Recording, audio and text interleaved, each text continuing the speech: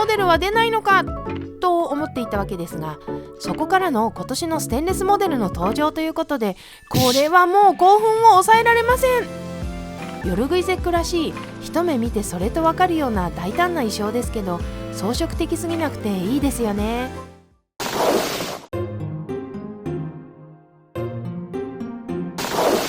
2025年もあと残りわずかになりまして、今年の振り返りの時期になりましたね。今回の動画ではですね、今年の新作で私が特に気になったモデルをピックアップしまして、その魅力などを紹介していきます。こんばんは、こちとけゼミです。今年もいろいろな新作が出ましたけれどもですね、去年はなんとなく不作かなという印象だったけれど、今年は間違いなく豊作でしたよね。皆さんも注目したモデルが多かったのではないでしょうか。おかげさまでですね、今年はすごくたくさん新作を紹介したんじゃないかと思います。基本的にはこのチャンネルでは私が気になったものを取り上げているので、紹介した本数が多いってことはいいモデルが多かったということですからね。それでその豊作の中からえりすぐった今年の個人的ベスト5を発表したいと思っているんですけれども、でもその前にそもそも今年ってどんな新作が発表されたのかっていうのを復習したいのでですね、今年1年間で紹介した新作をまとめてお送りしようと思います。この動画ではですね、2025年1月17日に配信したこちとけゼミ第100回などの再配信です。動画が終わった後にアップグレード情報があるので楽しみにしてください。それではここから無料動画スタートです。バシロー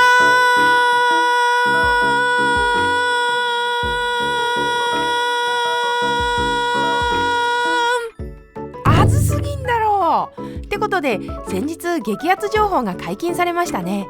以前の動画で今年バシュロン・コンスタンタンが270周年というアニバーサリーイヤーなんで大注目だよねっていう話をしたんですけれども、早速この記念すべき年を飾る新作が登場しました。それがこの222のステンレススティールモデル。読み方222でいいのか222なのかちょっと正解を知らないので222で行かせてもらいますけど、とにかくもうね、このモデルを首を長くして待っていた方多いんじゃないかと。超絶傑作モデルの復刻ですからね。最初に軽くどんなモデルなのかをお話ししますと、この時計のルーツオリジナルの222は1977年のバシュロン・コンスタンタン創業222周年を記念して誕生したモデルです。1970年代といえばロイヤルオークやノーチラスといった元祖ラグスポが誕生した時代で、この222もラグスポ黎明期の傑作ですね。デザインはヨルグイゼックによるもので、ヨルグイゼックの代表作はもちろんこの222になるわけですが、あとはブレゲのマリーンとかですかね。バシュロンのラグスポウォッチといえば今だとオーバーシーズになるわけですが、元祖はこの222なんですよね。でそんな222なんですが2022年に復刻されていまして、それがこのゴールドモデルですね。これが出た時はかなり話題になりましたよね。そしてステンレスモデルは出ないのかと思っていたわけですが、そこからの今年のステンレスモデルの登場ということで、これはもう興奮を抑えられません。そしたら次に新作のデザインを見ていきたいんですが、第一印象はかなりオリジナルモデルに近い形で復刻されているという風に感じましたね。少し細かく見ていきますと、まずは222のデザインを特徴づけているコインエッジの模様を刻んだベゼル。ヨルグイゼックらしい、一目見てそれとわかるような大胆な衣装ですけど、装飾的すぎなくていいですよね。それからラグスポらしい一体型ブレスレット。ケースからブレスレットまでの流れるような造形がいいですよね。一方でラグスポらしいとは言いましたけど、それほどギラギラしすぎていないのがすごく上品に感じますね。5時のところにある丸太十字もワンポイントになっています。そしてダイヤルなんですけど、マット仕上げのブルー文字盤ってことで、オリジナルはブラックっていう印象だったんですが、こちらの方が爽やかな感じがしますね。あと針とインデックスがオリジナルと若干変わっていて、こちらの方がよりモダンでスポーティーに見えます。サイズは 37mm で既存のラグスポウォッチと比べるとやや小ぶりになっています。さらに厚さが 7.95mm でしっかりめに薄く作られていて、こちらもエレガントさを演出していますね。ちなみにオーバーシーズと比較しますと、オーバーシーズのベーシックなモデルが直径 41mm で厚さが 10.69mm なので、サイズ感は意外と違ってくるのかなと思います。デザインに関して思うのは、バシュロンのホームページにオリジナルの222のノスタルジックで特徴的なデザインはそのままに、ステンレススティールに身を包んだ2025年の新作は現代的なスタイルが際立ちます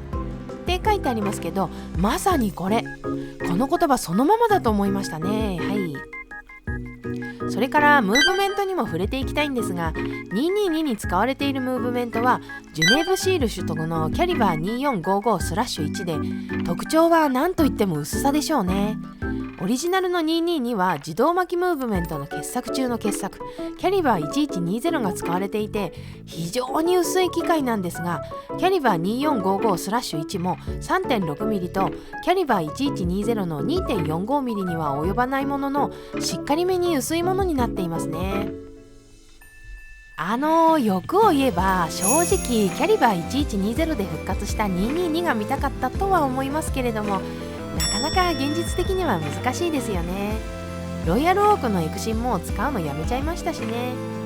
まあ新しいムーブメントの方がメンテナンス性がいいらしいですし、薄さというのは丈夫さとのトレードオフ的なところもありますから、というフォローをしておきたいと思います。はい。222のスペックはこんな感じですが、あとは価格ですよね。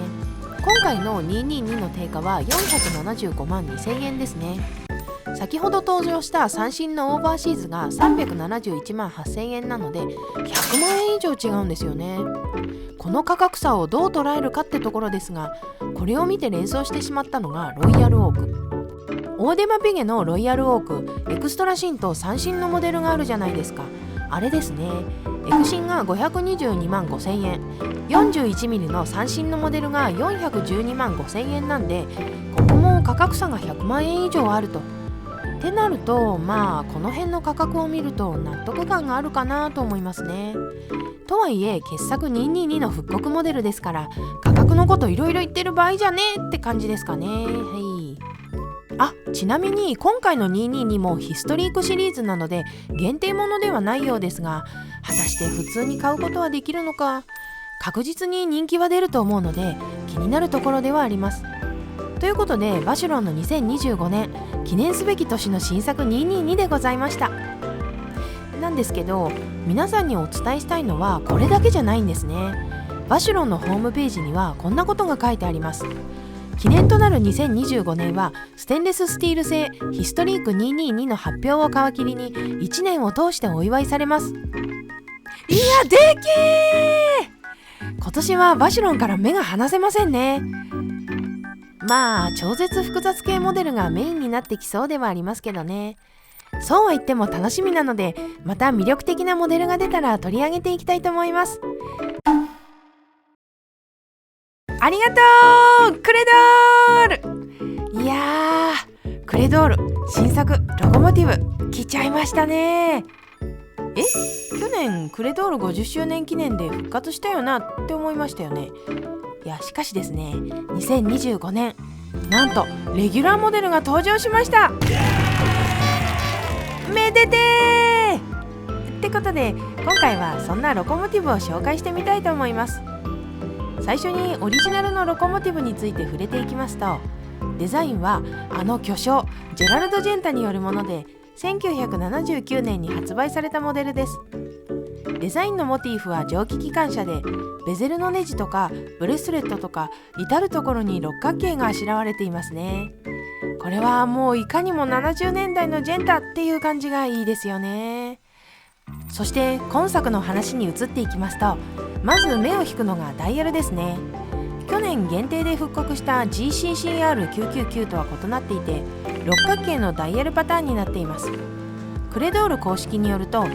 深みのあるグリーン六角形それぞれに交互に方向の異なるストライプ模様を施しており、光の当たる角度によって色が明滅するように見えるダイヤルだそうで、質感は気になるところですが綺麗そうですね。ダイヤルに使われている色はグリーンライトと呼ばれているんですが、グリーンライトとは青信号に由来する物事を進める際のゴーサインを意味する言葉として使われているらしいですね。ムーブフォワードをコンセプトにしたロコモティブ新製品ってクレドールは言っていて、このグリーンライトもそうですし、あとはロコモティブというモデル名自体も機関車と牽引力となるものという2つの意味があるので、まさにブランド50周年を経てここから前進するんだというクレドールの意気込みを感じるモデルになっているのではないかと思います。ちなみにダイヤルに関して言えば、12時のインデックスがオリジナルとは違って2つのバーになっていますね。でも元々のデッサンを見るとちゃんとバーが2つあるので、ここはジェンタデザインに忠実になっていて好印象ですよね。それからオリジナルと異なるというところでは、ケースの材質がブライトチタンになっているというのも見逃せないポイントですね。ブライトチタンは普通のチタンと違って色味が白っぽくて綺麗なんですよね。で、さらにステンレスより軽いのでめちゃくちゃいい素材ですね。限定版の方だけではなく、レギュラーモデルにもブライトチタンを使うあたり、ロコモティブが特別なモデルだってことでしょうし、クレドールのこだわりを強く感じますね。あとはムーブメントにも触れていきますと、ロコモティブには自動巻きのキャリバー CR01 が使われているんですが、これ何が偉いって薄いことなんですよね。オリジナルのロコモティブはクォーツの時計だったので当然薄かったんですが、この復刻版ロコモティブ、厚さが 8.9 ミリで非常に薄い作りになっている。つまりオリジナルのプロポーションに近いものになっているっていうのがいいですね。新作の基本的なところはそんな感じなんですが、ここからはですね、私がロコモティブに関して注目したところを話していきたいと思います。クレドールのホームページにこんなことが書いてあったんですね。開発当時、ジェンタ氏は何度も日本を訪れ、成功と親密な関係を築いており、クレドールのために時計をデザインすることに喜びを感じていたといいます。ロコモティブという名前もモデル開発時にクレドールを牽引し、未来を担うモデルになってほしいという願いを込めてジェンタ氏が名付けました。ジェンタ氏がデザインした時計はあまたありますが、名付け親となったことはケウであったと言われています。これなんですよね。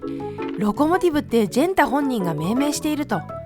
しかも本人が命名するのは珍しいと。これは当時の時計のデザインって買い取りが主流だったからかなとも思いましたが、ここなんですよ、私が注目したのは。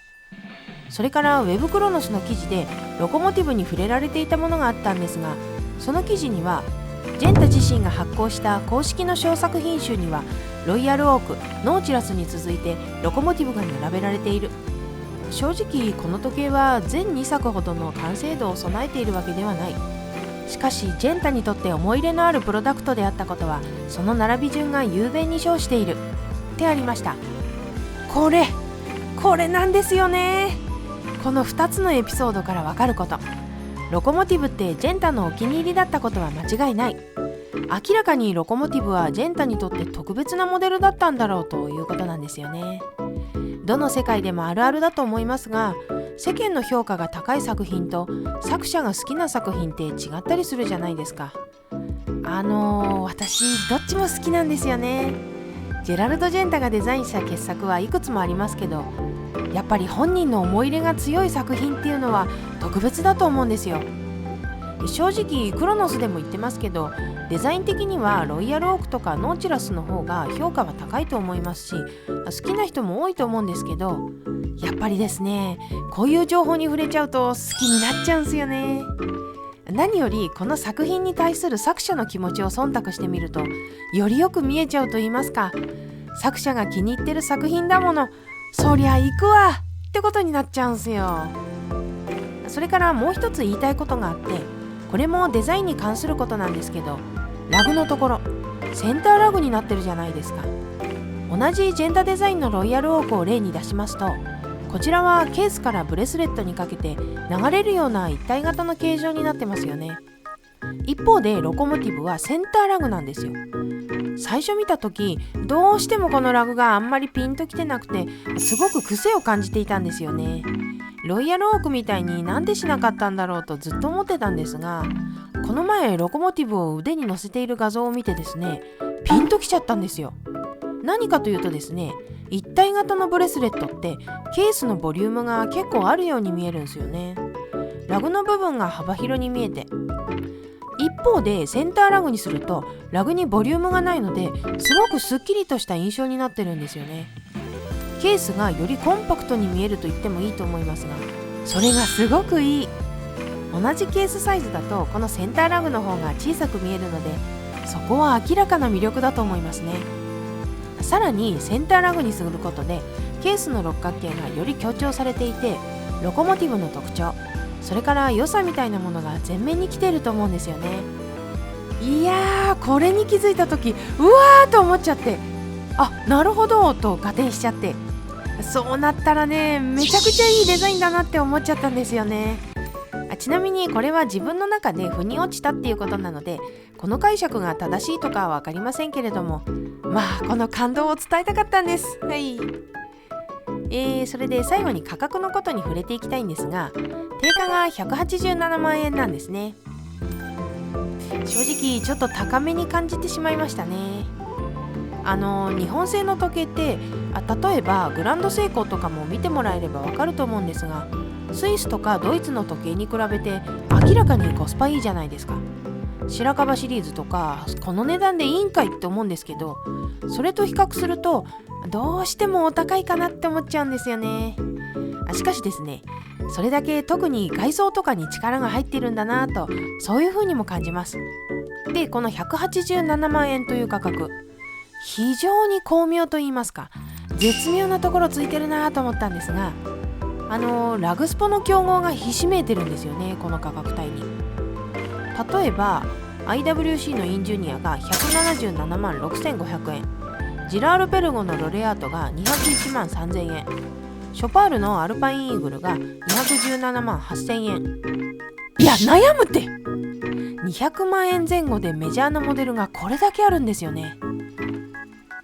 というか高くなってますね。アルパインイーグルとかこんな高かったかなと思っちゃいましたよ。まあそれはいいとして、ロコモティブは結構強力な競合モデルがいるので、迷いがいがあってある意味楽しいんじゃないかと思いましたね。はい。それから発売は5月23日らしいですね。意外と発売は先なんですね。ということでロコモティブの紹介でした。何はともあれレギュラーモデルで出してくれたのが非常にありがたいというのが一番ですね。もしかしたら今後も別のダイヤルカラーのモデルが出てくれるんじゃないかと期待してしまいますね。ブラック、グリーンときたので、次はブルーダイヤルをお願いしたいと思います。はい。今 LVMH が熱い。 LVMH モエヘネシー・ルイ・ヴィトングループ、先日 LVMH ウォッチウィーク2025が開催されまして、それで新作見ていたら LVMH 勢いがあるなぁと感じたんですよね。そこで今回は LVMH グループの時計について喋っていきたいと思います。でですね、 LVMH の時計といったらまずはルイ・ヴィトンに触れていかなければいけないと思いまして、というのも数年前までルイ・ヴィトンの時計ってそんなにメジャーではなかったですよね。まあもともとはカバン屋さんなんで時計はそんなにメインどころではないと思うんですけど、ところがですね、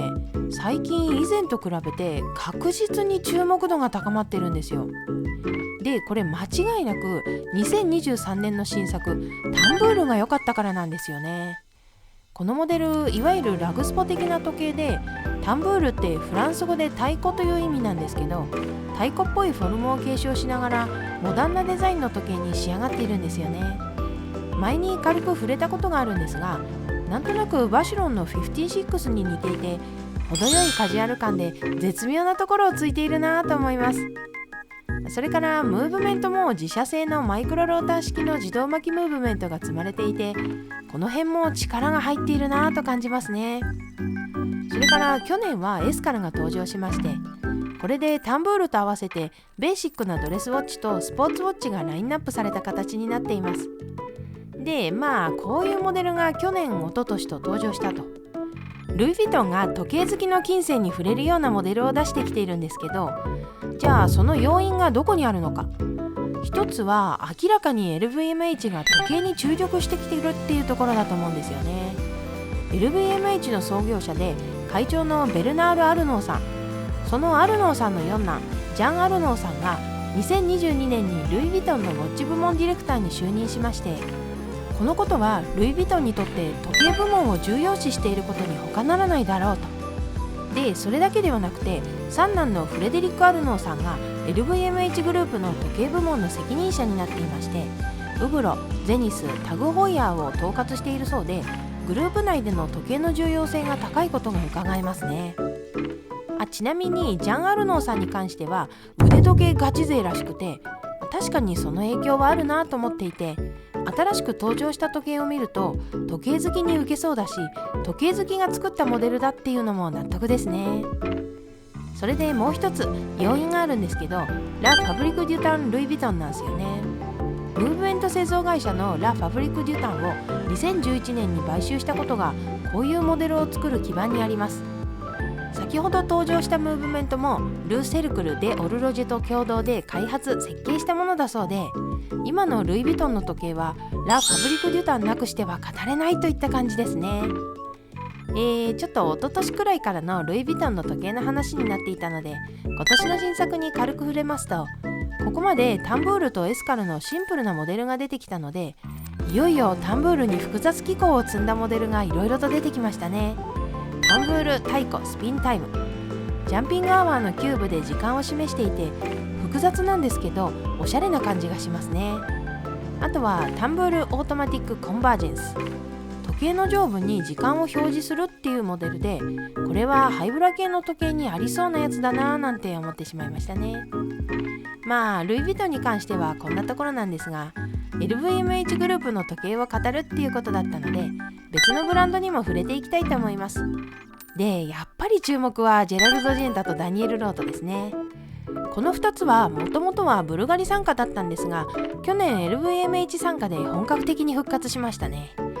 ジェラルド・ジェンタは皆さんよくご存知だと思いますが、ロイヤルオークとかノーチラスとか数多くの傑作腕時計をデザインした方で、今のラグスポブームを作り上げた人と言っても過言ではないですね。でブランドとしてのジェラルド・ジェンタの時計といえば、ディズニーのキャラクターの時計を思い浮かべる方が多いんじゃないかと思うわけですが、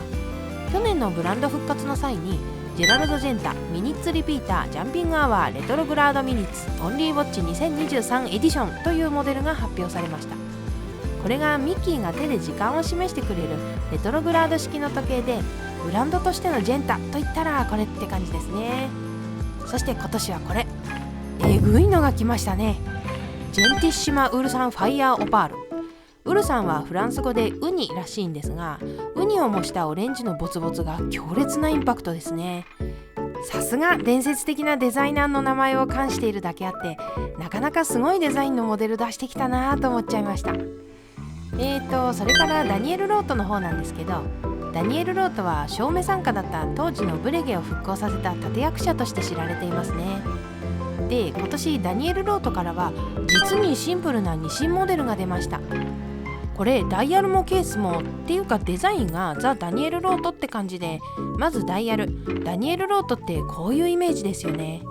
ブレゲの復興に尽力された方なので、業者のダイヤルとかローマンインデックスとかどことなくブレゲの香りが漂っています。これが上品で好きですね。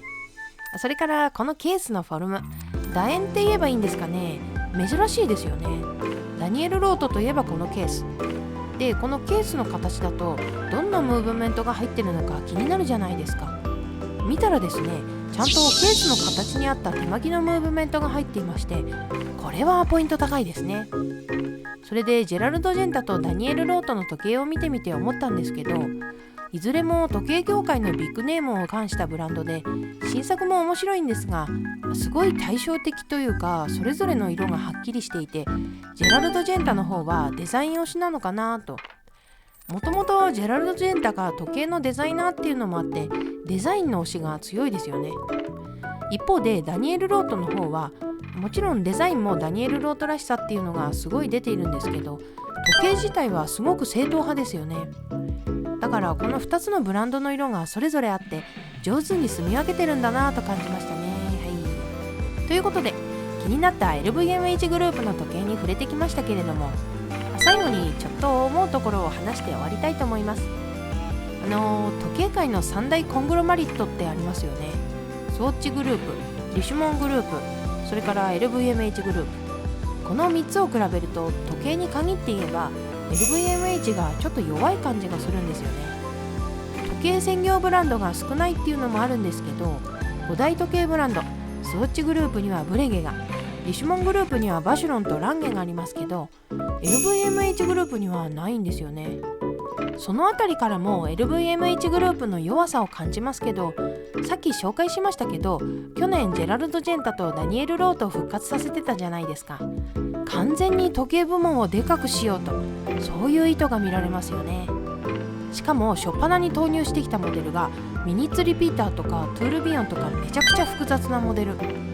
そして今年は機能自体はシンプルなんですけど、デザインなり作りなりが本格派のモデルで価格帯を見てもえぐいことになっている。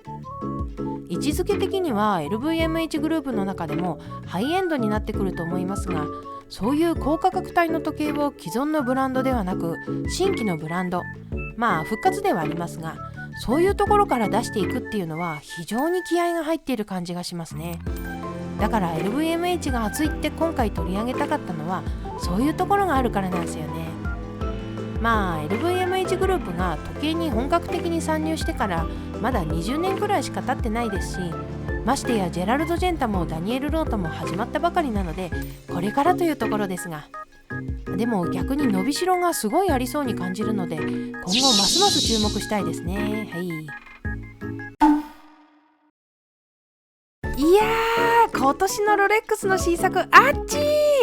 ーというわけで待望の新作来ましたよ皆さん。今年のロレックスは結構あっちちーな内容じゃないかと思うんだけど、まず結論ってことで新作のポイントを紹介すると、新モデルランドドゥエラーが登場。ロレックス流のラグスポだろこれ。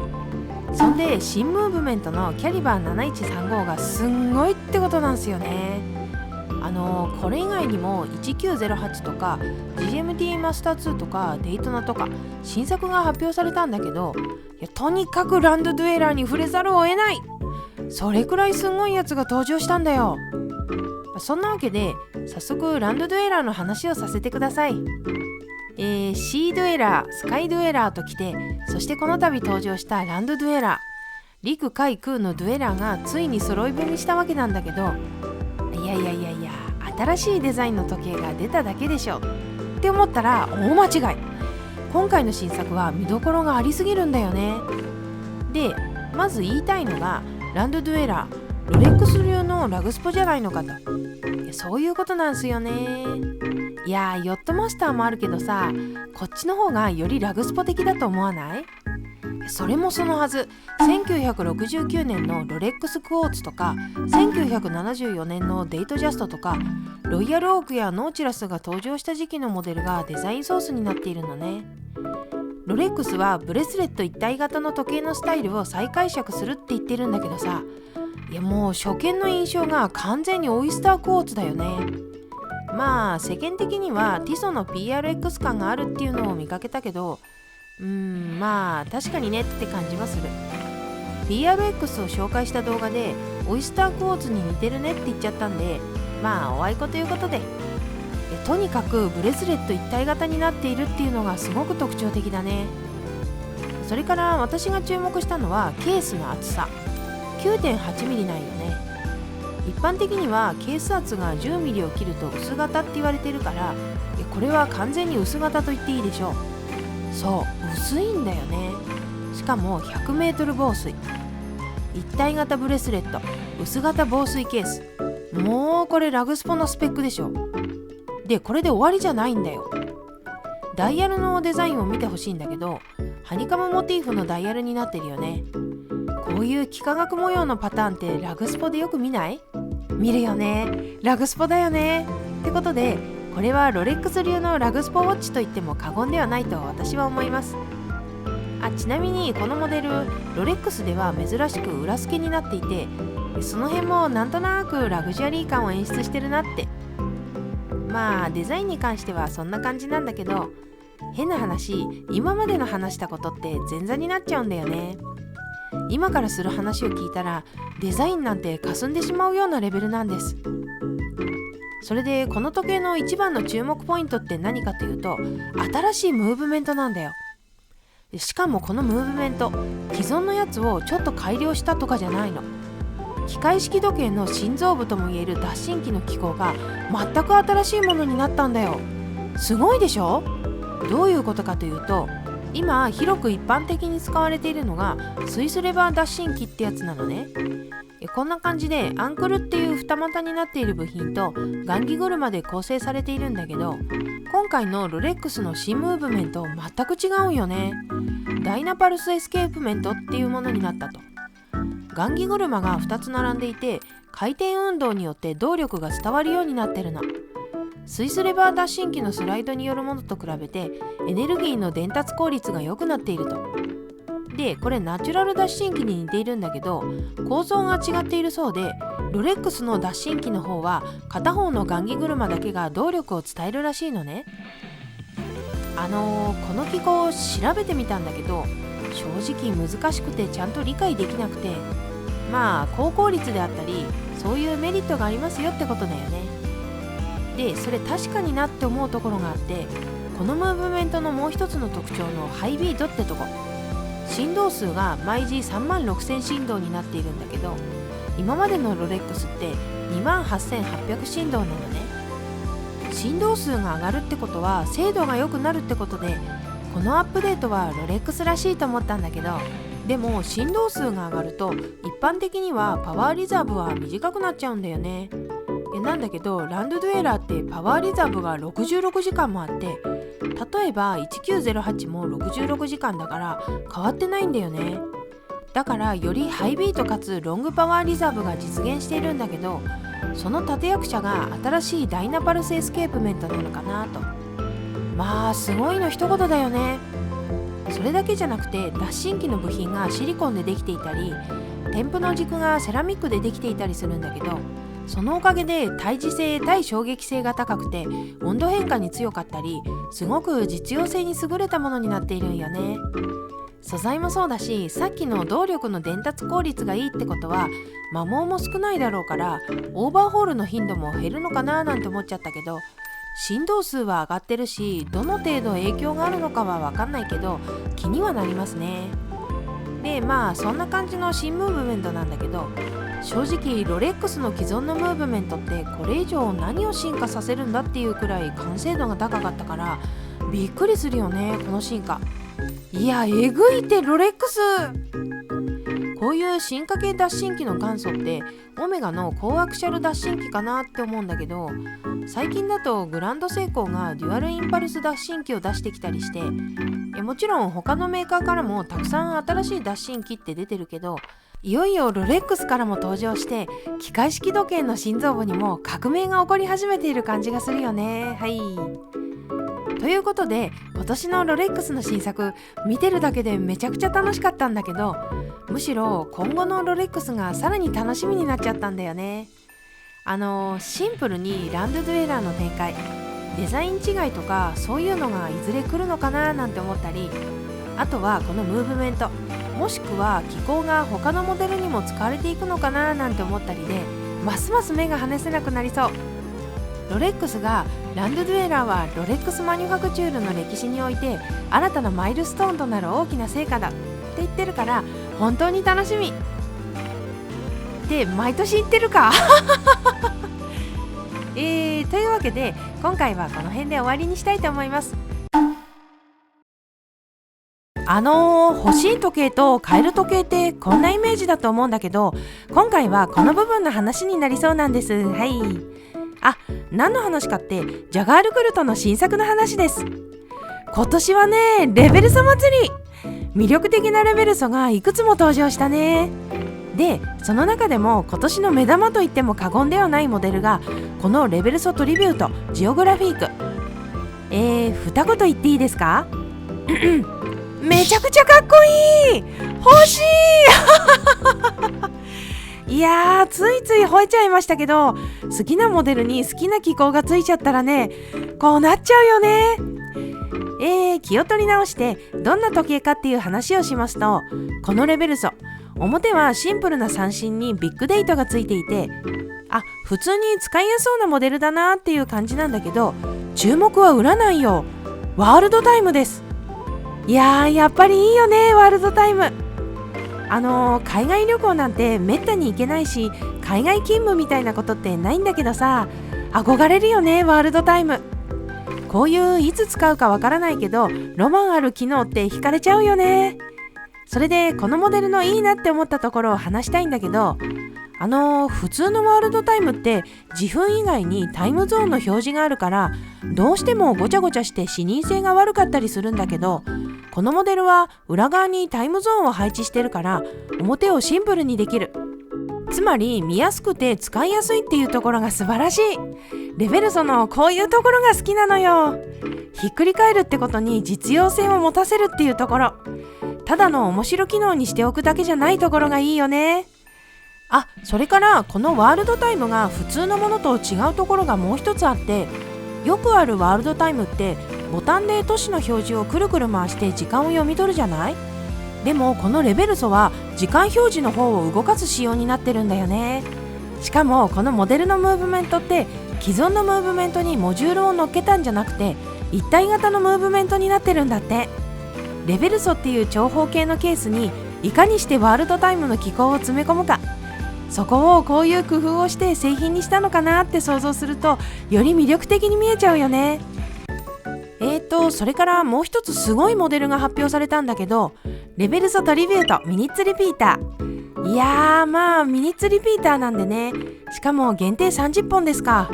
いや、とても手は出ないんだけど、このモデルもレベルソのいいところが詰まってるなって思ったのがね、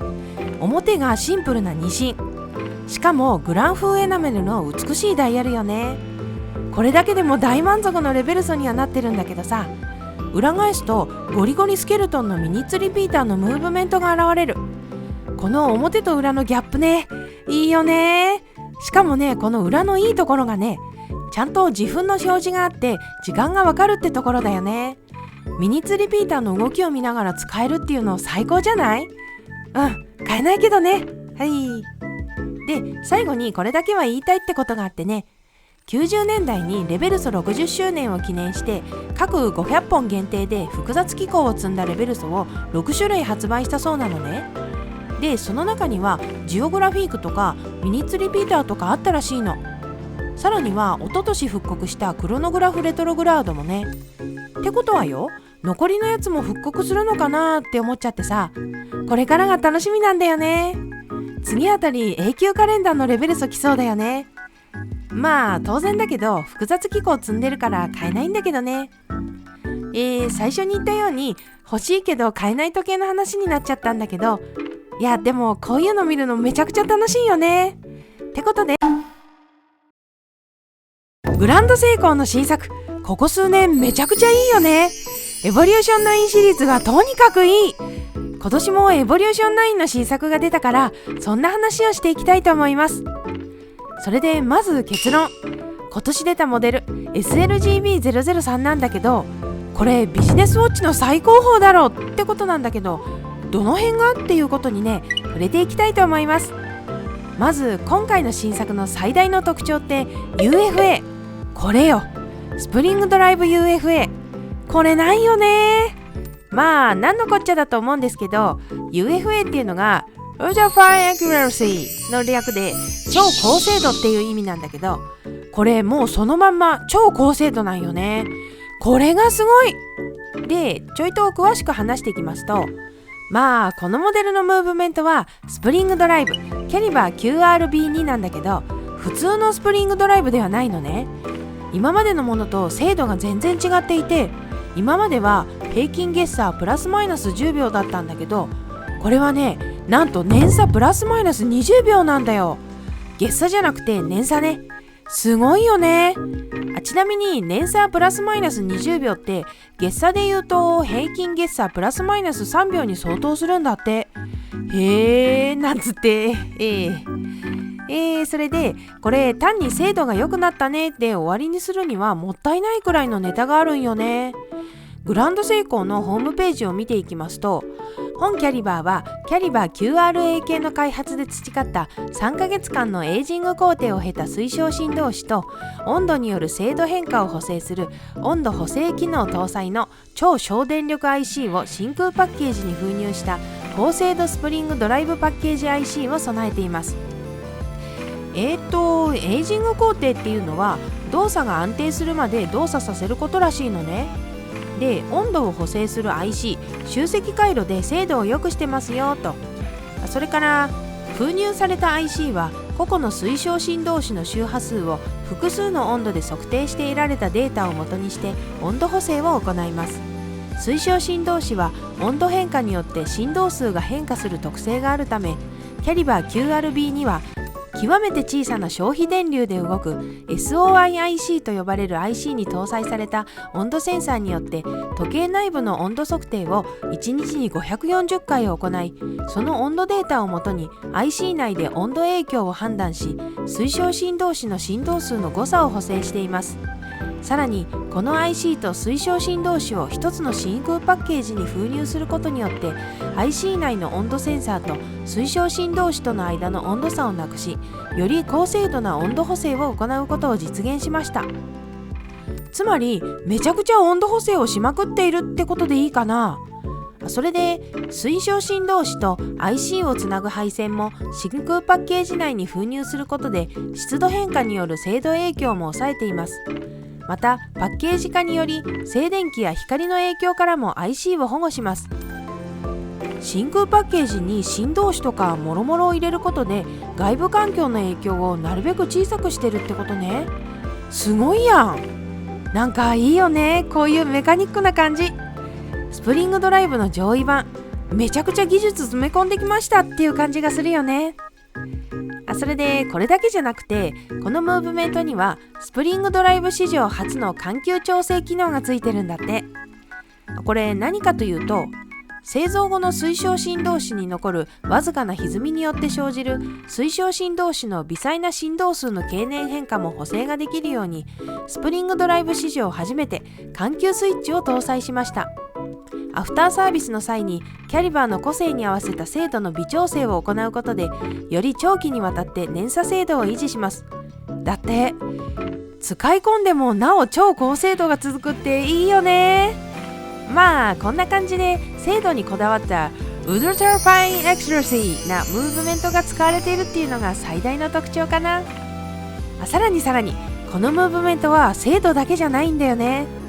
ムーブメントの外観にはスプリングドライブの生まれ故郷信州の自然にオマージュを捧げたこだわりの仕上げ加工が施されています。無表をムーブメントの外観で表現するべく、受けの表面には梨地加工を施し、落ち着いたトーンに抑えながら気品ある静かな輝きを実現しました。受けの稜線や単面、穴の周りにはダイヤカットを施すことによって夜空にきらめく星のごとく、どこからでも光を受けてシャープな輝きを放ちますって公式でも言ってるんだけど、まあ綺麗だよね。エボリューション9シリーズってちゃんとムーブメントの見た目もこだわっているところがいいよね。それであとは全体的には今までのエボリューション9シリーズって感じなんだけど、ダイヤルはスプリングドライブが作られている信州時の匠工房の東にある諏訪霧ヶ峰高原の樹氷をモチーフにしてデザインされているそうで、少し青みがかったシルバーが綺麗だね。それからケースにはブライトチタンが使われていて軽くていいよね。で注目なのはサイズなんだけど、これ 37mm なんだよね。このサイズ感がめちゃくちゃいいと思うんだけど、白樺なんかが 40mm だから結構小さくなってるよね。これ今回のムーブメントが小さくなった影響みたいで、精度といいこのムーブメントは本当にありがたいよね。あとは地味に嬉しいのがバックルでサイズの微調整ができるようになったってことなのよ。こういう細かいんだけど使いやすさに直結するところがちゃんとアップデートされているのがいいよね。とまあいろいろ魅力的な部分があるわけだけど、最初に言ったビジネスウォッチの最高峰っていうところを話していきたいと思います。とはいえですよ、なんとなく皆さんも察していると思うんですけど、まず精度ね。年差プラスマイナス20秒っていう精度、使いやすいよね。普通の機械式の時計ももちろん好きなんだけどさ、仕事で使うってなると精度を気にする人も多いんじゃないかと思うから、そういう需要にもちゃんと対応できてるよね。それからブライトチタンで軽いってことね。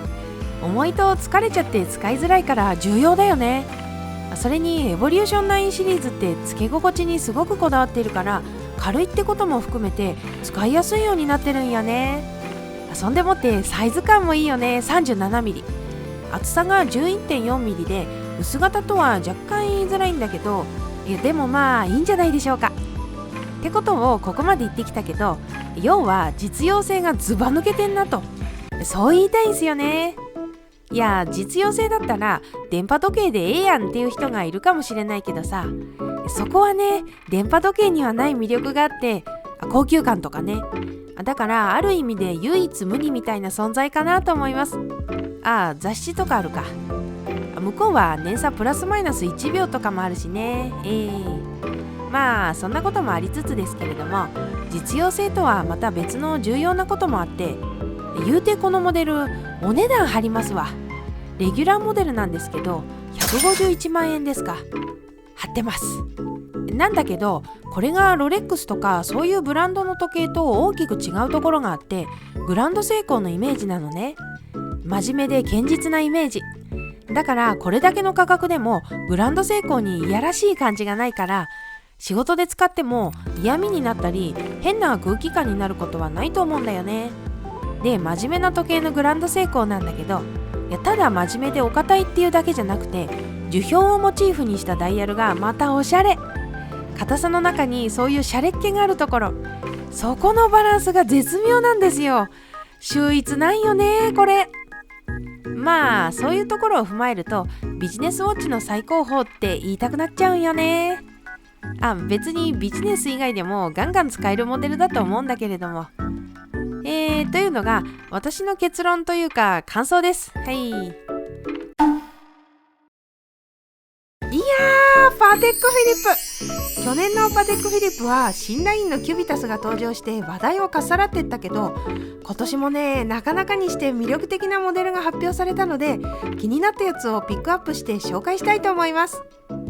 でキュビタスの話題が出たので、キュビタス最初に行ってみようか。去年に引き続き今年もシンプルな三振デートモデルが出ちゃったね。しかも今年のやつはミディアムサイズってことで 40mm のが、正直去年のやつはでかすぎんだろうって思ってたからさ、このサイズのモデルっていうのはみんな待ってましたっていう感じかな。パテックフィリップ自身も全ての手首にフィットする新しいミディアムサイズバージョンが登場しましたって言っちゃってるから、その辺の自覚があるんじゃねえかって思ってるんだけどね。それでさらに嬉しいのがダイヤルカラーブルーグレーが出ちゃってるんですよね。去年のはグリーンだったりシンプルなモデルの定番カラーのやつがなかったから、これもありがたい。しかもブルーグレー綺麗だよね。最近パテックフィリップがこの色をしてるみたいだからいいんじゃないかと。ただねこれホワイトゴールドなんよね。ステンレスじゃないんよね。だから次こそはミディアムサイズのステンレス、しかもブルーっぽいダイヤルでってみんなも思わない？まあでもあれよ、そもそもキュビタスって賛否両論だったからさ、どうなのかなって感じだけど、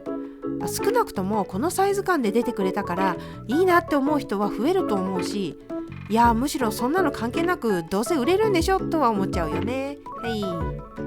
キュビタスの話はこのくらいにして次に行きますと、今年のパテックフィリップの新作でこれを語らずに何を語るんだっていうモデルがあったのね。6196きたー。全パテックフィリップファンが待ち望んだモデルといっても過言ではないのよ。ついに来たね6196。一応なんでこれが待望のモデルなんだいってことに軽く触れておくと、パテックフィリップっていうよりも腕時計の歴史の中で燦然と輝くマスターピース、ラウンド型ドレスウォッチの金字塔。それが1932年に登場したリファレンス96、通称訓録と呼ばれるモデルなんよね。シンプルなダイヤル、ケースからラグへの流れるようなデザイン、非常に美しい時計なんよね。でその後継モデルっていうのが今まで出てたんだけどさ、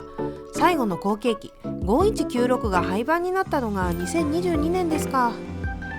あれから3年、長かったような短かったような。その間に6119が来て、しかも新しい手巻きムーブメントまで積んじゃって、訓録はって毎年期待しては落ち込んだりもしたけれど、私は元気です。なぜなら今年6196が来てくれたんだから。それでその6196見ていきますと、ムーブメントは予想通りの6119でも使われたキャリバー 30255PS を搭載。これがこのモデルの最大の特徴で目玉のアップデートになってるんよ。というのも先代の5196ってサイズが 37mm だったんだけど、キャリバー 215PS っていうムーブメントが使われてたんだよね。それでこのキャリバー 215PS ってのが小さくてね、スモセコの位置がいまいちだったの。中心に寄ってて、だから寄り目なんて言われたりして、ある意味不遇だったというか、人気だったんだけど、時計好きからしたら結構このデザインが気になるみたいな感じだったのね。でそこからの6196とキャリバー 30255PS なのよ。裏から見ると分かりやすいんだけど、ケースいっぱいにムーブメントが詰まってるよね。こういうのがいいんよね。これで寄り目が解消されてデザインのバランスも良くなったし、本当に最高のアップデートだったと思うんよ。それでこのモデル意外だったのはサーモンピンクのダイヤルにプラチナケース。いきなりプラチナって思っちゃったわけよ。てっきりイエローゴールドとかホワイトゴールドとかゴールドのモデルから出ると思ってたのにね。ゴールドのも出るよね。まあそれはいいとして、このカラーリングも意外だったなと思ったのよ。なんかさ、これに限らず今年のパテックフィリップの新作ってヴィンテージ感のある配色のモデルが多くなかった？そんな印象あるんだけどさ。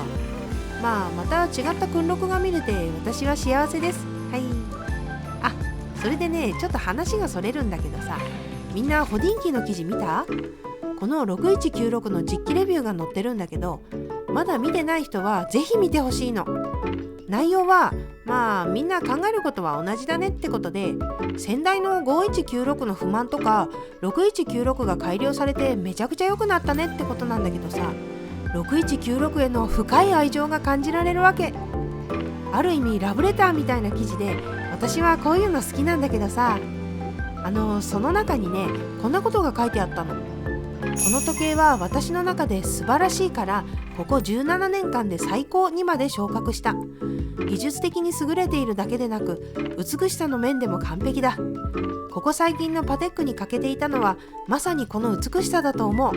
そう、君のことだ。 5822P っていやー、笑っちゃいけないんだけどさ、ついつい笑っちゃってね。これすごく面白くって、面白いって興味深いっていう意味だからね。湯川教授における実に面白いっていうのと同じなんだからね。勘違いしないでよね。この記事ベンジャミン・クライマーさんって方が執筆してるんだけど、いいよね、こういう皮肉。外国の方らしい言い回し好きですね。しかもキュビタスってティエリー・スターン社長の肝入りみたいなモデルだからね。ここまで言っちゃうんだみたいに思っちゃったのよ。私の 5822P の感想に関してはノーコメントで。はい。では気を取り直して次のモデルに行きたいんだけど、次はですね、あんまりメディアで紹介されてなくて軽めにスルーされている注目度低めのモデルなんだけど、4946なのね。これめちゃくちゃいいと思わない？最初見た時にさ、このパターン出してくるのって思っちゃったのよ。一応簡単に説明しておくと、機能としてはパテックフィリップでおなじみの年次カレンダーが搭載されてます。年次カレンダーっていうのは1年に1回3月1日に調整するだけで、あとは永久カレンダーみたいに大小の月に沿って日付送りしてくれるので、年次カレンダーといえばパテックフィリップというのも1996年にパテックフィリップが初めて発表した機能なのね。日付の調整って結構面倒だけど、かといって永久カレンダーは厄介だし高いし、そこで普通のカレンダーと永久カレンダーの間になるような超実用的な機能をパテックフィリップが完成させたというわけ。それで今回の4946、2021年に登場したステンレス製の4947の素材違いなんだけどさ、そもそも4947いいなって思ってたわけ。サイズも 38mm で大きすぎず、しかもダイヤルもね、縦と横に筋が入ったデザインになっていて、全体的にドレッシーなんだけど、程よいカジュアルさがあって心惹かれていたんだけど、今年の4946はまあ上品。色合いがこれまたいいよね。6196の時も言ったんだけど、なんとなくヴィンテージ感のする落ち着いた色でめちゃくちゃ好きなんよね。正直に言うと、これ今年の新作の中でリアルガチで欲しいと思った一本ではありますね。まあ現実的にはなかなか手に入れるのは難しいけど、いつかはこういうのをつけてみたいなと思いましたね。はい。そんな感じで、まだまだ今年のパテックフィリップの新作はたくさんあるけど、私が気になったのはそのくらいかな。これだけは言いたいから言うんだけど、今年のパテックフィリップめっちゃ良かった。正直ここ何年かは私のパテックフィリップの新作への期待が爆上がりしてて、ほら新ラインが出るって噂もあったし、訓録の後継機まだかなって思ってたし、なかなかこの高いハードルを超えてくる年がなかったななんて思ってたんだけどさ、今年は良かったね。期待以上のモデルが出てきてくれたんじゃないかなと思います。そんな感想です。そんでもって来年がまた楽しみになっちゃったね。いやめちゃくちゃ気が早いんだけどさランゲーありがとう。今年の新作はめちゃくちゃいいってことで、ランゲ&ゾーネの新作の話なんですけど、1815が今年30周年ってことで注目してたんだけどさ、記念モデルではないけどすっごくいいモデルが出たね。あ、そういえば30周年モデルって出ないのかな。まあそれはいいとして、その注目の新作がこれ1815。これ今までの1815と何が違うんってことなんですけど、最大の特徴はケースのサイズなんよね。これ 34mm なんだよ。ちっさ。しかも厚さが 6.4mm。 うっす。私が散々吠えてきた腕時計のトレンド、チーウス。小さくて薄い時計でチーウスなんですけど、これを体現したモデル出たやんけ。あっちー、こういうのを待っていたんだよ。それで従来の1815ってさ、サイズが 38.5mm で厚さ 8.8mm なんだよね。これでも今の雰囲気的にはちょうどいいサイズ感なんだけど、新作はさらに小さく薄くなったよね。これがまたクラシック感が出てよくてさ、1815とかランゲのイメージに合ってると思うんだよね。まあサイズの話はそのくらいにして、あとランゲらしくていいなって思ったところがあって、ムーブメントなのね。4分の3プレートとかその辺は当たり前なんだけど、ムーブメント自体がこのモデルのために設計されてるのね。ランゲにとって75番目のムーブメントなんだとか。いやー、ランゲってそういうところがいいよね。しかもただ新しいムーブメントですよってだけじゃなくてね、これ本当にすごいんだけど、このムーブメントパワーリザーブが72時間なのよ。今までの1815が55時間だったからさ、めちゃくちゃ伸びてるわけで、ただパワーリザーブが伸びてるだけってわけじゃなくてさ、ムーブメントが小さいのにパワーリザーブが長くなってるの。これがすごいってことで、まあめちゃくちゃいいモデルが出たねってことなんだけど、気になるのはお値段よね。この新しい1815小さくなって登場して、ムーブメントも一新して、消費税込みで385万円絶妙。いわゆる雲上ブランドのエントリーモデルって考えると、まあまだ手の届きやすい価格なのかなって思いますね。でこうなると比較したくなるのがショパールの LUC1860。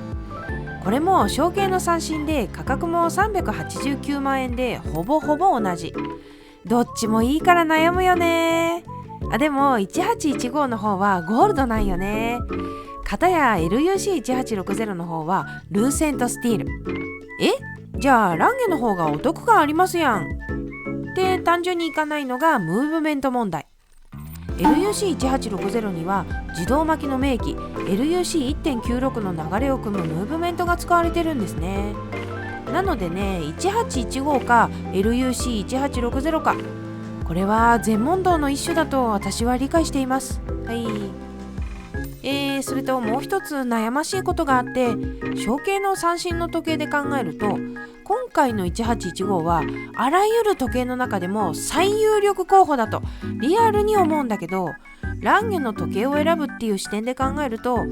どうしてもランゲはいいなってなっちゃうんだよね。何本も買える人はそうはならないかもしれないけどさ、悩ましいよね、この葛藤、板挟み。この気持ち共感してくれる人いるかななんてことを思いました。はい。ってことでランゲの新作でした。これは本当にめちゃくちゃいいモデルなので、リアルガチのおすすめなんじゃないかと思ってます。っていうか私も欲しいです。はい。いやー、 IWC の新作、今年も魅力的なモデルが勢ぞろいって感じでしたね。で、今年の IWC はインジュニア祭りが開催されまして、様々なバージョンが登場しましたね。その中でも私が特に注目したのがインジュニアオートマティック35。いやー、まさかのモデルだったので、今回はこの時計にフューチャーしていこうと思います。それでまずはこのモデルの特徴なんですけど、最大の特徴は名前の通りインジュニアの新しいサイズのモデルだってことですね。既存のインジュニア、サイズが 40mm で厚さが 10.7mm だったのに対して、新作はサイズが 35mm、厚さが 9.44mm とめちゃくちゃ小型化しています。インジュニアのデザインはそのままにサイズを小さくしましたってことで、正直これは最高の展開きたぞと思っちゃいましたね。しかもデザインはそのままといっても、40と比較すると小さい分ダイヤルがギュッと詰まった感じがするんですよ。この凝縮感がとんでもなくいい。これはめちゃくちゃおすすめしたいなと思ったんですけど、でもよくよくスペックを見ていったら、そううまい話はないのかという気持ちになってしまいましてね。なぜならこのモデル、気になるところが2つもあるからなんです。じゃあ次にその気になるところについて話していきたいんですけど、まず1つ目、このモデル裏付けになってるんですね。ムーブメントが見えるからいいやんって思う方もいるかもしれないけれど、インジュニアといったら対峙性能だし、そのための軟鉄製インナーケースが既存のモデルには採用されているんですね。でもこのモデルは裏付け、つまりインナーケースがない。これをどう捉えるかっていうところでいろんな考え方があると思うけど、私はインジュニアらしさがなくなってしまってちょっと残念なんですね。1世代前のモデルもインナーケースなくなっちゃったりして、そこから現行モデルでは復活したっていう経緯があるんで、インジュニアらしさを求める人は多いのかなと思いますね。はい。それから気になるところ2つ目ですけど、ムーブメントなんです。新作の方はキャリバー47110が使われていて、40の方はキャリバー32111で使われているムーブメントが違うんですけど、最大の違いはパワーリザーブなのではないかと。40の方は120時間の超ロングパワーリザーブなんですが、新作は42時間しかないんですね。スペック的に結構落ちてしまって、そこは気になるポイントだと思います。でもまあこの辺はインナーケースもそうですけど、サイズの制約とかもありますし、致し方ないのかもしれませんね。はい。まあそうは言っても今回の新作はやっぱりいいなって思っていて、というのもデザインとかサイズ感がいいっていう方は新作の35を選べばいいと思うし、インジュニアらしさを求めるのであれば40の方をっていう風にできるじゃないですか。スペックのことは、とりあえず置いておいて、選択肢が増えるっていうことは歓迎すべきことってわけですよ。しかも女性がつけても違和感がないサイズ感っていうのもありがたいですね。はい。そんでもってこの新作が出てきて思ったのよ。これ確実にチーウス来てるって。この 35mm というサイズ、 36mm とか 38mm とか、そういうメンズ的なサイズではなくて、もう一段階小さくしてきているじゃないですか。いやー、ランゲの新作の1815を見た時も思ったんだけどね、このチーウスの流れ確実に来てるやろ。このモデルを見て今後もチーウス熱いって吠えていこうと思いましたね。はい。そんな感じです。ブレゲ、あちちのちー。いやー、ブレゲ今年に関してはもう目が離せないと言いますか、注目していかなきゃいけない。というのも今年はブレゲ創業250年となる節目の年なんすよね。で、そうなると登場するのが記念モデルってわけで第1弾が出ましたね。それがこのクラシックススクリプション。今回はこのモデルについて語ってみたいと思います。で、このクラシックススクリプション250周年記念ってだけあって特別なモデルなんですね。どの辺がってことなんですけど、ブレゲの歴史的な懐中時計の名作を復刻させてるっていうところなんです。それでこのモデルの元となった時計っていうのが1796年に誕生したスースクリプションウォッチという懐中時計なんですね。スースクリプションって何って皆さん思いません？いや、私も思います。ってことでこの時計の特徴をお話しする前に、そもそもスースクリプションとはっていうところから始めていこうと思います。というわけでスースクリプション、モデルの名前にもなっていますけど、これがですね、フランス語で予約販売みたいな意味らしいんですね。なんでそんな言葉をモデルの名前にしてしまったのかすごく不思議なんですけど、どうも当時この懐中時計を販売するときに独自の予約システムを確立していたらしいんですね。それというのが、予約する際に代金の4分の1の頭金を支払っておいて、納品の時に残りを支払うというやり方らしいんです。これが画期的でユーザーとしては買いやすくなるし、メーカーとしても事前に収入があるので安定して生産しやすい環境になったそうなんです。しかも時計自体の作りもシンプルにすることで広く一般の人にも手の届きやすいものにしていたらしいですね。どうやらそういうビジネス的な意味でも革新的なモデルだったと、そういうことらしいです。というわけでスースクリプションってそんな背景があるんですが、肝心のモデルの方を見ていきますと、さっきも言ったように非常にシンプルな作りになっているんです。いや、シンプルすぎて針が1本しかないんですけどねいや、珍しくないですか？針1本あんまり見ないですよね。とはいえシンプルで特徴的で、これはこれでありなのかもと感じさせる何かが確かにありますね。こんなシンプルなのに妙に惹かれるみたいなことが。もちろんブレゲ数字とかそういうブレゲらしいデザインもその要因の一つであることは間違いないんですが、私が特に注目したいのがダイヤルなんですよね。グラン風エナメル。これがね、めっちゃ綺麗ですよね。すごくみずみずしくて艶やかな感じ。いや、もうすごくいいですね。エナメル好きなのよね。デザイン自体はすごくシンプルなんですけど、このエナメルだから成立している感じがします。はい。それではここからちょっと話題を変えまして、このモデル普通のクラシックラインと違うところが結構あるんですけど、それがブレゲのこだわりみたいなものを感じさせてくれて非常に好きなので、次にそこに触れていきたいと思います。で、まずは針の造形がブレゲ針はブレゲ針なんですけど、普通のモデルと違って先端の部分が長いんですね。これオリジナルのスースクリプションウォッチと同じ形でちゃんと再現されているんです。この再現度の高さはありがたいですよね。しかもこの針かなり良さげ。デザインがシンプルな分余計に目立ちますからね。しっかりと入るようなものになっていてかなり好印象です。はい。それからケースサイドを見てもらいたいんですが、ブレゲといえばコインエッジじゃないですか。ないんですね、コインエッジ。サテン仕上げになっている。なんかコインエッジがないブレゲってちょっと違和感があるような気もしますが、これもよりオリジナルの懐中時計に近い形での復刻ということになっているようですね。はい。そしてこれはちょっと分かりづらいかもしれないんですけど、使われている素材も違っているんです。ブレゲゴールドという新しく開発された18金を使っています。これが18世紀当時のファジーな感じのゴールドの再現を目指して作られたんだとか。色味をオリジナルに近づけるために素材を開発しちゃうってすごくないですか？気合入ってますよね。それからですね、ムーブメントに関しても通常のクラシックラインとは一線を画しています。いや、もうそもそもの見た目が懐中時計っぽい。この感じはトラディション味もあると言いますか、まんまトラディションっていう気がしないでもないですけれども、中央に香箱を置いて左右対称になるような輪列になっているんですけど、この辺りはブレゲの懐中時計らしいですよね。いいですよね。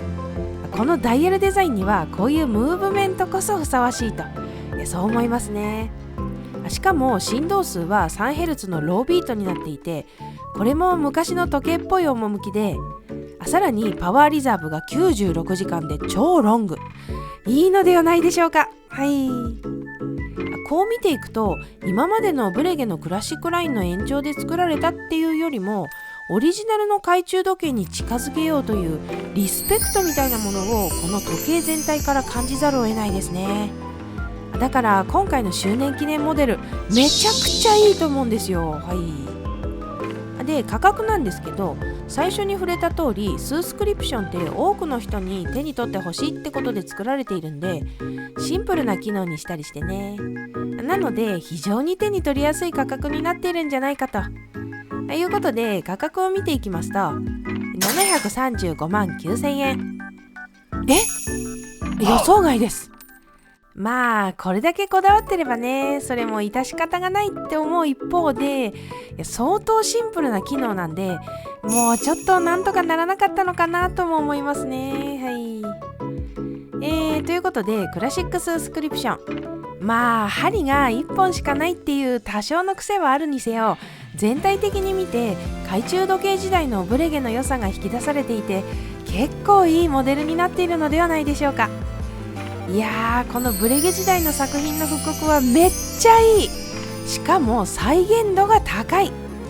てな感じで、正直このクラシックススクリプションが250周年の第1弾って言っているので、今後の展開がすごく楽しみですね。とはいえですよ、今回すごくシンプルなモデルが出てきちゃったんで、今後ブレゲらしい記念モデルが出るとすればトゥールビヨンとか複雑なやつが出るんだろうなーなんて思っちゃいましたね。はい。こんにちは。いやー、9月の頭にやってましたね、ジュネーブウォッチデイズ。新作の見本市なんでさぞかし盛り上がったかと思います。で、私も気になって新作をチェックしてみましたけど、って感じでしたいやー、もちろんいいなって思うモデルもありましたけど、いかんせん高い、とても買える代物じゃないって現実を突きつけられた感じですね。とはいえちょっとね、話してみたいと思います。気になった時計3本ほど、緩めの内容ですけどね。まずはローラン・フェリエからクラシックトゥールビヨンティールセリエアトリエ7というモデルが登場しましたね。このクラシックでシンプルなご尊顔、エナメルダイヤル、ケースの雰囲気、もう見るからに好みのやつで、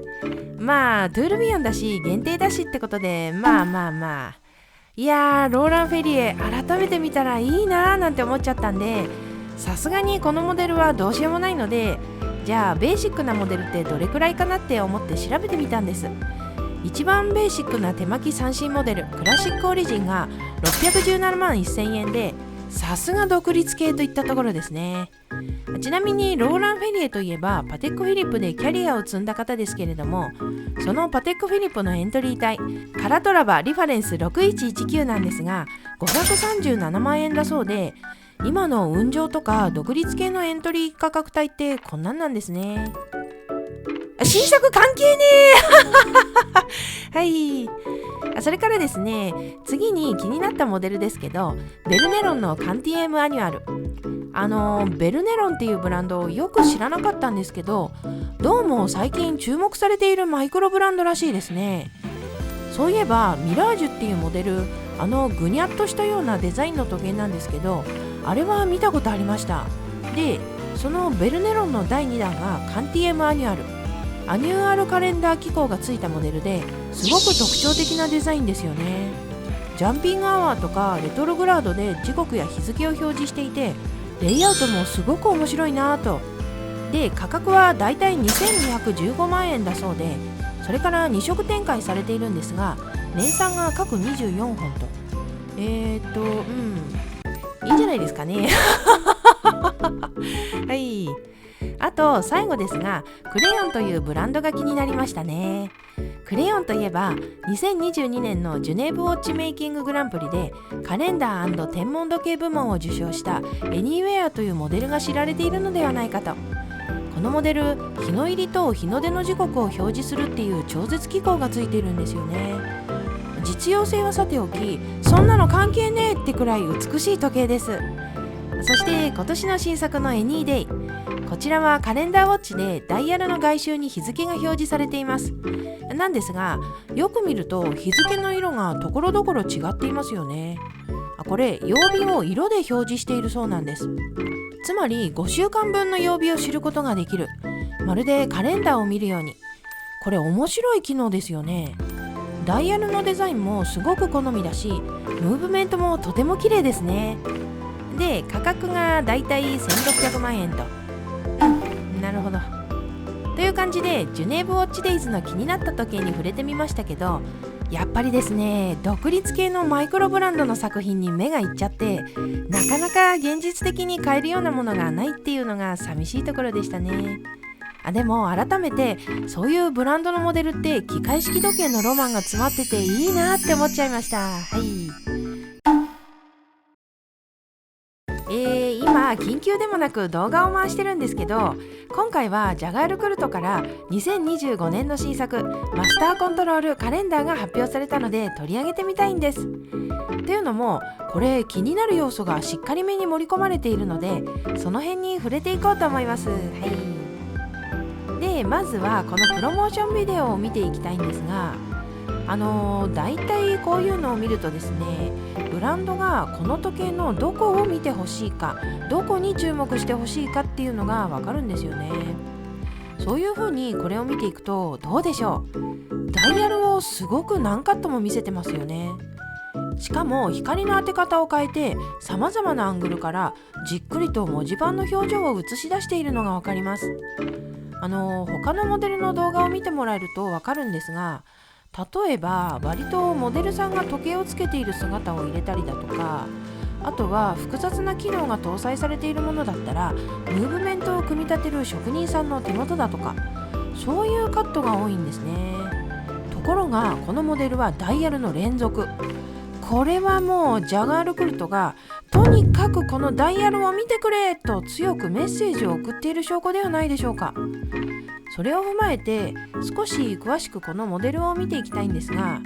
その前に少しだけジャガールクルトというブランドとマスターコントロールについて触れておきましょう。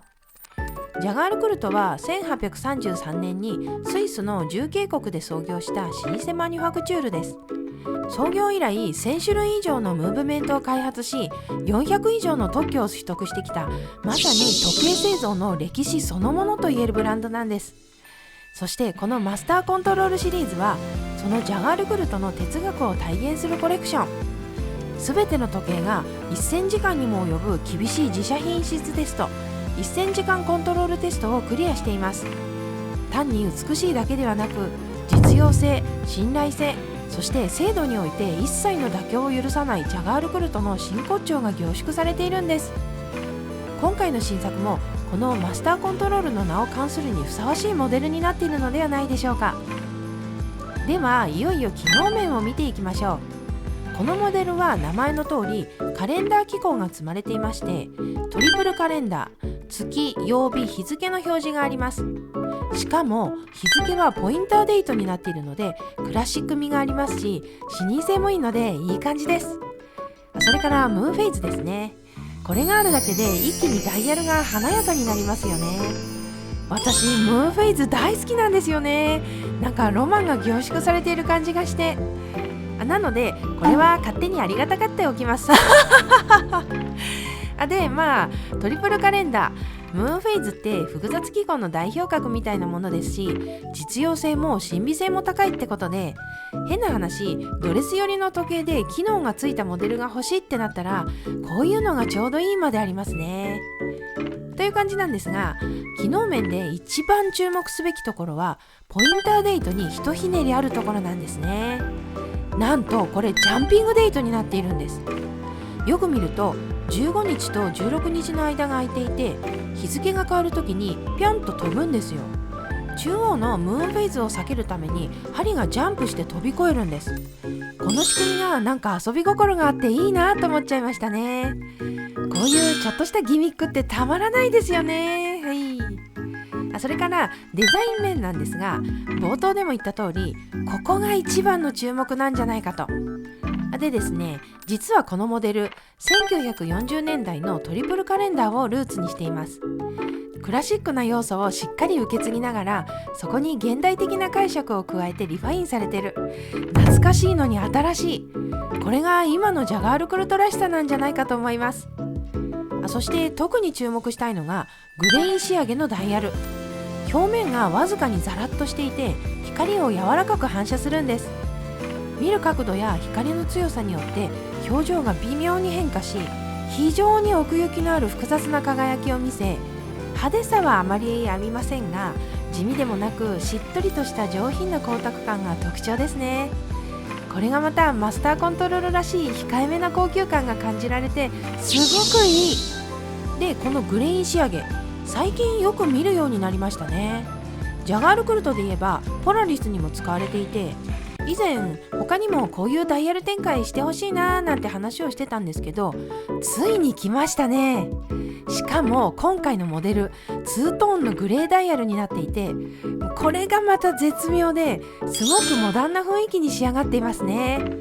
質感が気になるところですが、今のトレンド、派手すぎず控えめだけど主張があるっていうのにドンピシャで、日常使いにもぴったりなデザインですね。それから価格なんですけど、価格は235万円ってことで手頃だね。それから限定500本らしいので、レギュラーモデルではないのが残念ではありますね。でも同じマスターコントロールカレンダーの通常バージョンが同じ価格なので、そういう意味ではこの特別なツートーンのグレインダイヤルが手に入ることを考えると、お買い得感はあるんじゃないでしょうか。はい。で、最後に一言言いたいのは、やっぱり他のモデルにもこういうダイヤルのが欲しいですね。絶対かっこいいと思うので、レベルソに欲しいなって思うところではあるんですが、このデザインであればマスターウルトラスリムムーンに来てほしい。というのも、このダイヤルの質感もそうなんですけど、マスターウルトラスリムムーンに足りない部分があって、それが凝縮感なんです。モデルチェンジしてインデックスが伸びてやや解消されはしたものの、私としてはもっと凝縮感が欲しい。というか、ダイヤルが若干間延びしている感じがするんです。そこでこのグレーのツートーン、これを採用してもらえると間延びが解消されていい感じになるのではないかと思うわけです。トリプルカレンダー、ムーンフェイズでうまくデザインのバランスが取れるのであれば、ウルトラスリムムーンでもいけるはずだと思ってます。なのでぜひ採用してもらいたい。ガチで期待して待ちたいと思います。なんだか話が脱線してしまいましたけど、新作のマスターコントロールカレンダー、伝統を受け継ぎつつ現代的に昇華されたデザイン、ツートーンのグレイン仕上げのダイヤル、実用性とロマンを兼ね備えたトリプルカレンダームーンフェイズ、そして遊び心あふれるジャンピングデートと、割と盛りだくさんのモデルになっているのではないでしょうか。いや、熱ー。何かって？新作です。ジラールペルゴからロレアート誕生50周年を記念したモデルが登場しましたね。その名もロレアート50。名前はそのままですね。もう無添加、素材の味を楽しめるみたいなね、名前ですけども、それで今年の頭に出した動画でロレアート50周年なんて言ってたなーなんて思い出しまして、そんな調子なので正直そんなに期待していなかったんですけどね。いや、でも蓋を開けたらあっちー。いや、さっきから熱い熱いって充電中のケテかいや、とにかくめちゃくちゃいいモデルなので、その話をしたいと思います。で、最初にロレアートについて軽く説明を。ホームページの説明を読むと、50年前ジラール・ペルゴは現代の時計製造の歴史にとって重要な章の一つとなるモデルロレアートを発表しました。デザインから開発製造まで完全に自社で行い、一体型ブレスレットとクロトメーター認定を受けたクォーツムーブメントでエレガントなスポーツウォッチの分野に参入したのです。だそうです。時代的にはちょうどラグスポ黎明期ですし、クォーツショック真っ只中みたいな時期ですね。ロレアートはそんな時計業界にとっては激動の時代に誕生したジラール・ペルゴを代表するモデルというわけです。はい。で、今年の新作50周年記念モデルだけあって、その名に恥じない、いや期待をはるかに超える気合の入りようがひしひしと伝わってきます。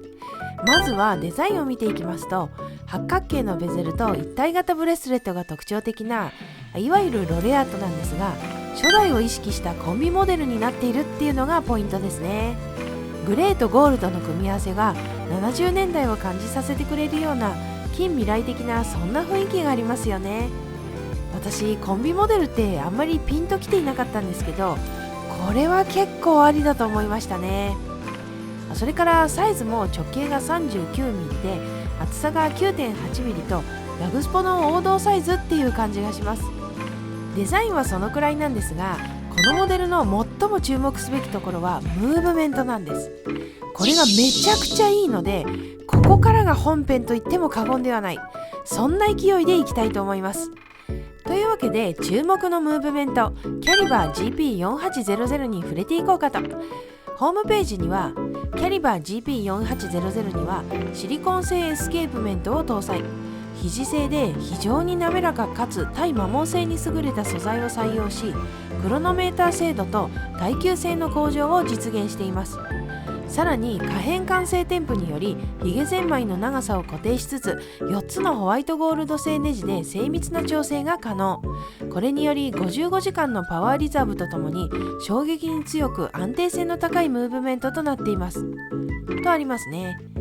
とりあえず機能面についてポイントを絞ってみると、シリコン製の脱芯機になった、ハック機能がついた、フリースプラング添付になった、セラミック製のボールベアリングを使った片方向巻き上げの自動巻きになった。で、これらの技術革新により結果として精度、耐久性、耐衝撃性が改善し、パワーリザーブが55時間になったってことですかね。これはですね、シンプルに現代的なスペックにアップグレードされていまして、好印象ですね。ただ正直ですね、このムーブメント約30年ぶりに発表した自社開発機関キャリバーらしいんですが、機能的な面だけで言えばアップデート遅くねって思っちゃって、もう11月に冷やし中華始めましたくらい遅いよなんですが、正直私としてはこのスペックのアップグレードは本題ではないんです。私がこのムーブメントを見て本当に衝撃を受けたのはその美しさです。この見た目がめちゃくちゃ綺麗で、特に注目なのがブリッジですね。ジラール・ペルゴを代表するものの一つに3ブリッジトゥールビヨンってあるんですが、一応説明を挟みますと、ホームページには3ブリッジトゥールビヨンの起源は1860年代まで遡ります。コンスタン・ジラール・ペルゴはブリッジという部品を表に出ない技術的な部品から時計のデザインに欠かせない非常に目立つ存在に変えることで時計の製造を覆しました。彼はこのブリッジを矢の形にして平行に配置したのです。この独特の構造を持つムーブメントは150年以上の歳月を経てなおジラール・ペルゴの現行の3ブリッジトゥールビヨンの中で時を刻み続け、時計業界において現在も製造されている最古のムーブメントとなっていますってあります。ジラール・ペルゴの上位モデルに使われているこの特徴的な矢の形をした3つのブリッジ、この構造をキャリバー GP4800 に取り入れているんです。矢にはなっていないんですが、3つに分割されているってことでジラール・ペルゴらしさをうっすら感じますよね。そういうらしさがありつつすごく綺麗。これがですね、このモデルの最大の見どころじゃないですかね。言い過ぎですか？いやでもだって現行のロレアートのムーブメントと比べてみてくださいよ。もうあからさまに違いますよね。すごく高級感があって綺麗ですよね。いや、このムーブメント見て思っちゃったわけですよ。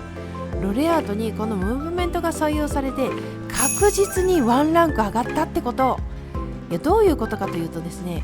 ロレアートの競合モデルを思い浮かべてみてください。通常版のロレアートが200万円くらいで、 IWC のインジュニアが180万円台、ショパールのアルパインイーグルが230万円台、価格的にはだいたいこの辺りになると思います。で、ムーブメントを比べてみてください。もう明らかにキャリバー GP4800 が一番魅力があると言っても過言ではないと思っています。ロレアート頭一つ抜けてんな。このモデル200本限定な上に定価375万円でしたわいや、比較するのはちょっとナンセンスでしたかね。まあコンビモデルなので高くなっているという説を唱えておきましょうか。金の価格も上がっていることですし、いやでもですよ、もしこのムーブメントが通常モデルにも使われるようになったら、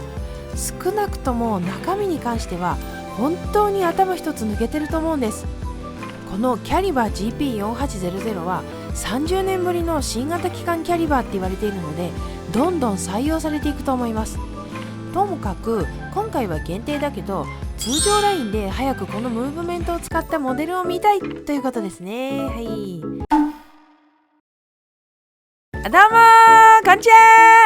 いやー、今年は時計師に燦然と輝く偉大なメゾンブレゲ創業250周年という記念すべき年ですね。以前紹介したクラシックススクリプションなどなど、アニバーサリーイヤーにふさわしく注目のモデルがバンバン登場していますね。そんな中、今回紹介する7235は今年のブレゲの新作の中でも最高傑作ではなかろうかと、そう思ったんです。もう見た瞬間喋りてーって、この感動をみんなに伝えたいって思ったんですけど、調べていくにつれてブレゲのこだわりと情熱がこの一本にめちゃくちゃ詰まっているっていうのが分かりまして、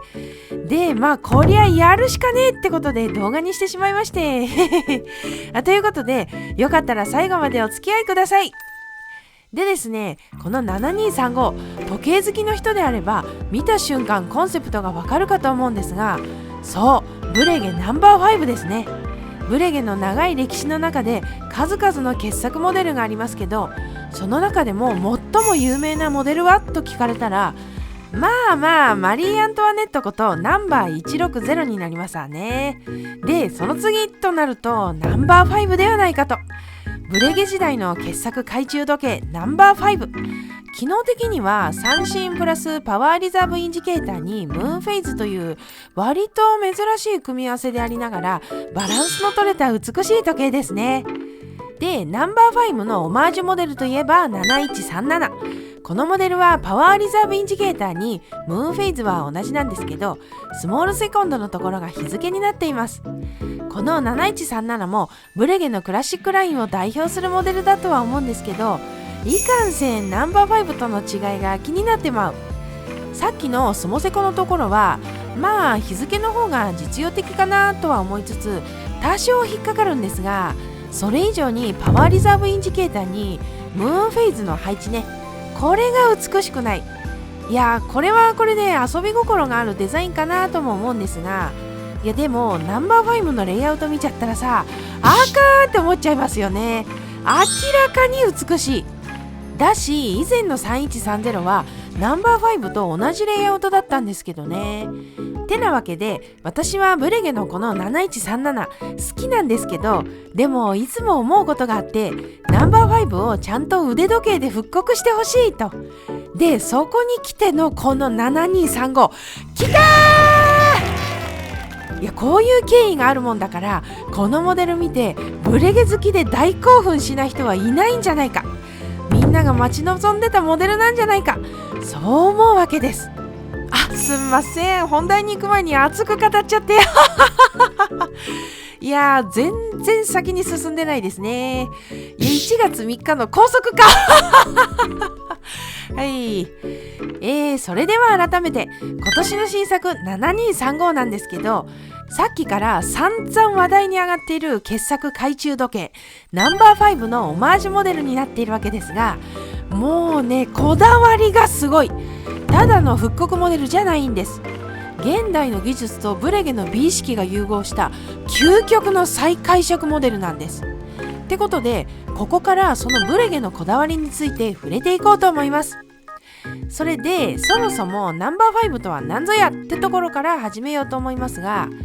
ブレゲナンバー5は創業者のアブラーン・ルイ・ブレゲが活躍していたいわば本人気の作品で、1794年3月14日著述家フランソワ・ジョルニャック・サンメアールに販売されたものだそう。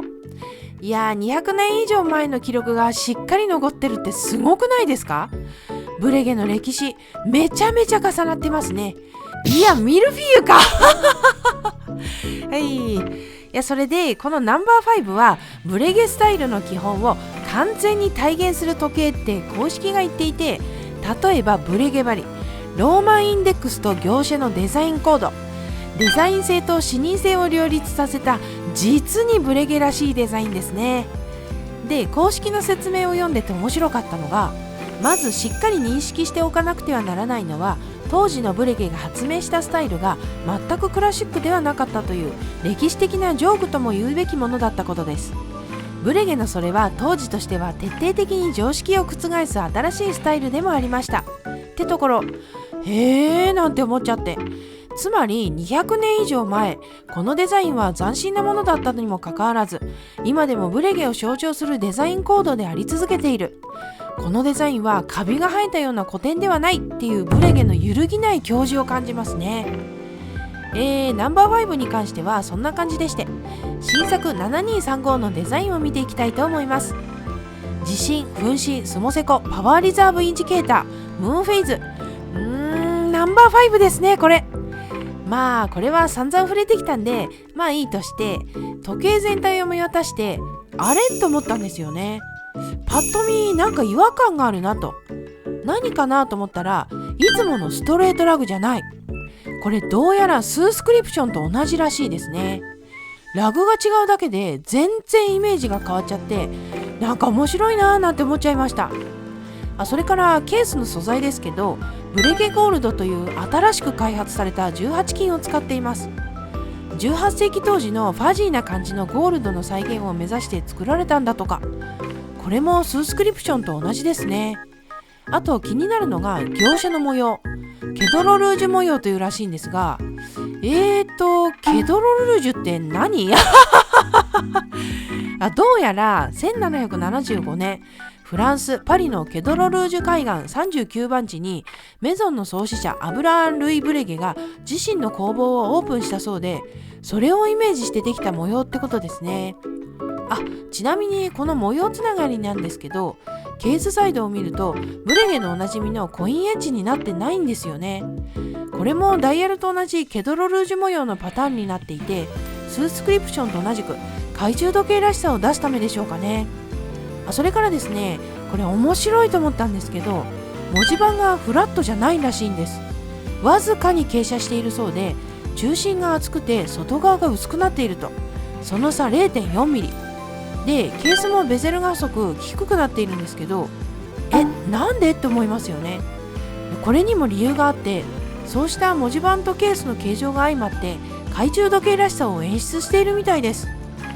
その微妙な傾斜が絶妙に効いてるんじゃないかと想像します。この7235は懐中時計ナンバー5を現代の技術で腕時計にしたらっていうコンセプトなんでしょうけど、こういうところからいかにこだわってこのモデルを作ったかっていうのがすごくわかります。でも本当にこだわりがめちゃくちゃ詰まってますよね。いや、詰まりすぎだよ、内閣へのシュートかはい。それから続けてムーブメントの話をしようかと。まず見た目からして特別感が半端ないです。前面が手彫りの彫金で装飾されていて、もうあからさまにレギュラーモデルとは一線を画している。それがこのキャリバー 5023DRL なんですね。綺麗ですよね。それでナンバー5へのオマージュというところでは、実はナンバー5は自動巻きだったらしいんです。だから自動巻きムーブメントにこだわったそう。まあそもそもブレゲの自動巻きといえばペルペチュエル、自動巻きの祖先みたいなところがありますから。そしてこれもただの自動巻きではなくてオフセンターローターになっているんです。これによってケースの厚みは複雑気孔が積まれているにもかかわらず 9.9 ミリで薄い。ドレッシーな時計なのに分厚かったらちょっと萎えてしまいますから、これはポイント高いですよね。はい。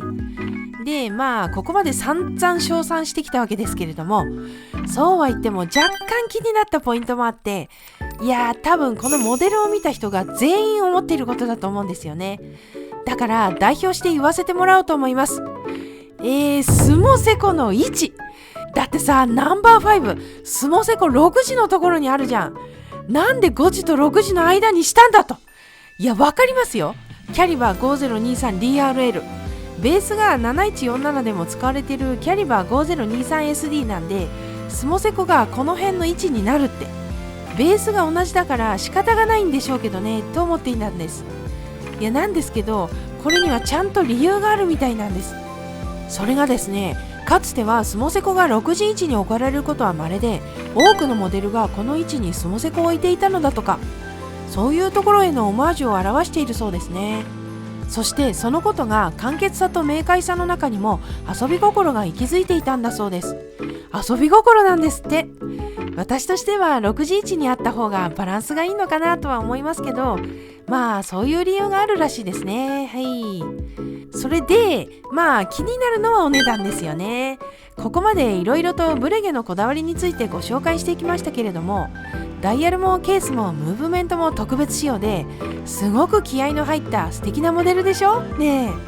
え。でも言うてお高いんでしょ。いえ、このモデル7235ですが、なんと今回はブランド創業250周年記念ということで特別なお値段でご用意させていただいております。今年のブレゲの新作7235ブランド創業250周年記念の特別なモデルが、なんとメーカー小売価格1094万5000円。高いの分かってた最近のブレゲの定価あんまり追ってなかったんでびっくりしちゃったんですけどね。こんな感じなんですね。さっき登場した7137なんですけど、定価が730万円なんですね。それを踏まえるとこの価格も妥当なんじゃないかという感じもしますね。というかここまで来ると金額的にはあんまり関係ないのかもしれませんが、今回のは250本の限定なんですけど、7137と同じくらいのクオリティでレギュラーモデルの7235が出てくれると時計ファンとしては嬉しいんじゃないかと思うんです。いずれにしてもなかなか手が出しづらい価格帯ではあるので、そういう感想も持ちましたってことです。はい。ここのところちょいちょい新作が発表されてるじゃないですか。しかもね、ふーんで終わるやつじゃなくて、結構おって気になるモデルが多いんですよ。だから正直ですね、編集が全然追いつけてないぞわこういうのは嬉しい悲鳴というやつでいいんですけど、そんな感じなんで、とりあえず最近の新作の話、軽めに刺さったモデルに触れていこうかと。それがこちら、ジャガールクルトのマスターウルトラスリムムーンの新色コッパーカラーダイヤルのモデルが登場しましたね。なかなか良くないですか。これパッと見た瞬間の渋さがすごい。なんでこんなによく見えるのかなって考えたんですけど、やっぱりこのコッパーダイヤルとストラップのブラウンカラー、この同系色の相性が異常にいいからだと思うんですよね。トーントーンのお手本みたいな組み合わせです。でそこにムーンフェイズですよ。このブルーがいい具合に差し色になっていて、全体がキュッと引き締まってますね。もうめちゃめちゃおしゃれだと思います。それで公式の動画を見たんですけど、モデルさんがオフホワイトというかグレージュというか、そういうニュアンスカラーの服に合わせていて、それがまためちゃくちゃかっこいいんですよ。勝手なイメージですけど、例えるならブルネロ口練り的なね。私こういう色使い好きなんですよ。上品で落ち着いていて、そんな大人のファッションの袖口にこの時計があったらもう悶絶ものですね。それでこのモデルで一番注目したのは、もちろんダイヤルなんですけど、色もさることながらこの質感なんですよ。これ最近のジャガールクルトの新作でよく見かけるグレイン仕上げによるもので、表面がわずかにザラッとしていて見る角度や光の強さによって表情が微妙に変化して、すごく奥行きのある複雑な輝きを見せてくれますよね。派手さはありませんが、上品な光沢感が特徴ですね。変な話、マスターウルトラスリムムーンってもうちょっとダイヤルに凝縮感が欲しいなと思っていて、なんとなく間延びしているというか、言葉を選ばずに言うとのっぺりしているように感じるんですよね。ってところにこのダイヤルが来たんで、これはですね、なかなかの量アップデートになっていると思います。あとですね、マスターウルトラスリムデートにも同じコッパーカラーダイヤルが採用されたモデルが出まして、よりシンプルなものが好みな方にはこちらの方がおすすめです。一応スペックはこんな感じです。ちなみに私はジャガールクルトの中だとマスターウルトラスリムムーンは過去に本気で買おうかと悩んだほどのお気に入りモデルなので、断然ムーン推しですね。もちろん価格差はあるんですけど、30万円くらいなんで、いや30万円って普通に考えたら大金ですよ。いやでもこういう時ってなんか金銭価格おかしくなるじゃないですか。元の金額が大きいもんだから割合で考えると2割増しぐらいなんで、あれそんなに変わらないなみたいなねなのでこのくらいの価格差だったら思い切ってムーンに行っちゃった方がいいかと思いますね。いやー来ましたね、サントス新作。カルティエの名作中の名作、サントス・ド・カルティエについにチタンモデルが新登場したんですよ。私もこれを知った時は思わずって声が出ちゃいましたよ。サントスって2018年にリニューアルされてから本当にいろんなバリエーションが出てきましたけど、まさかこのタイミングでチタンが来るとはちょっと驚きですよね。でみんなが一番気になるのってぶっちゃけステンレスモデルとどっちがいいのってところだと思うんです。なもんで今回はですね、新作のサントスを紹介しながらどっちがいいのかっていうのを私なりの目線でじっくりお話ししていきたいと思います。でまず結論、待て、今すぐどっちかに決めるのはちょっと待った方がいいかも。これが私の今のところの結論です。なんでって思いましたいやその理由をこれからじっくり解説させてください。じゃあまずはですね、新作チタンモデルのお話に入る前に少しだけサントス・ドゥ・カルティエという時計がどんな時計なのか、その歴史と魅力について軽く触れておきましょうか。いきます。1904年にブラジルの飛行士アルベルト・サントス・デュモンのために作られた世界初の男性用腕時計。スクエアケースにビスモチーフのベゼル、そして上品なローマンインデックスのデザインが特徴。モデルチェンジしてラグスポ感アップ、控えめに言って名作。以上。いやー説明あっさりしてるね。二日酔いの時に食べるお茶漬けかそれで結局ですね、四角いケースのシャープさと文字盤のローマンインデックスが醸し出すクラシカルな雰囲気が手元をすごく知的に見せてくれますし、ブレスレットのしなやかさも手首に沿う感じが本当に美しいんですね。そんな歴史ある名作が現代の技術と素材でどう進化していくのか、今回のチタンモデルはまさにその一つの答えなのかなって思いますね。じゃあいよいよ本題。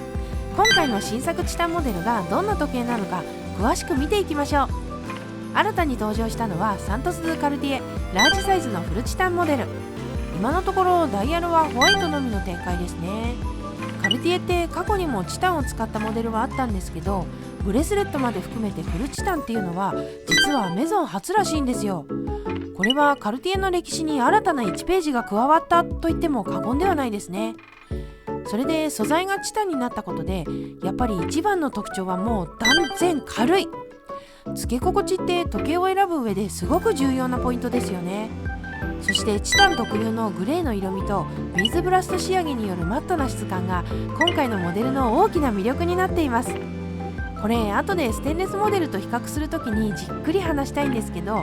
同じサントスなんだけどまた違った雰囲気がありますよね。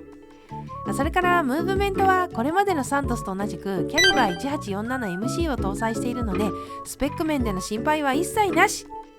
安心のカルティエクオリティですね。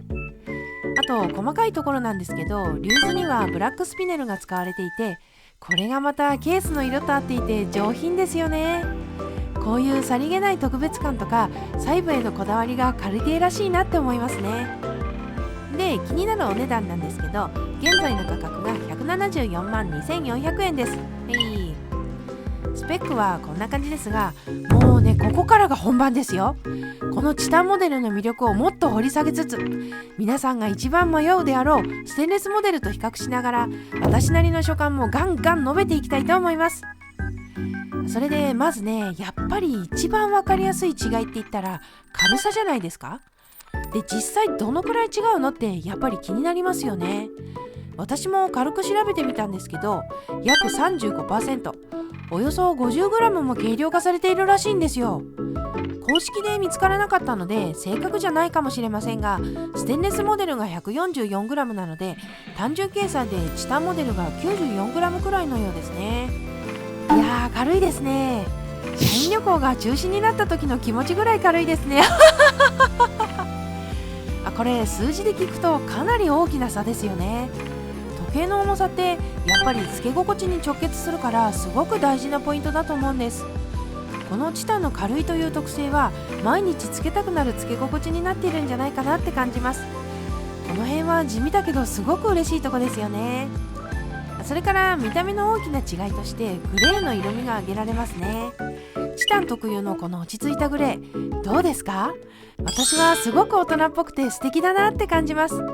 よくクールとかスタイリッシュって言われますけど、まさにそんな印象で、ホディンキーの記事で写真を見たんですけど、グレーのファッションとの親和性がめちゃくちゃ高いですよね。例えばモノトーンコーデに合わせたらすごく洗練されておしゃれに決まるんじゃないかなって。ただ一方でステンレスモデルのシルバーカラーに比べるとよりスポーティーに感じますね。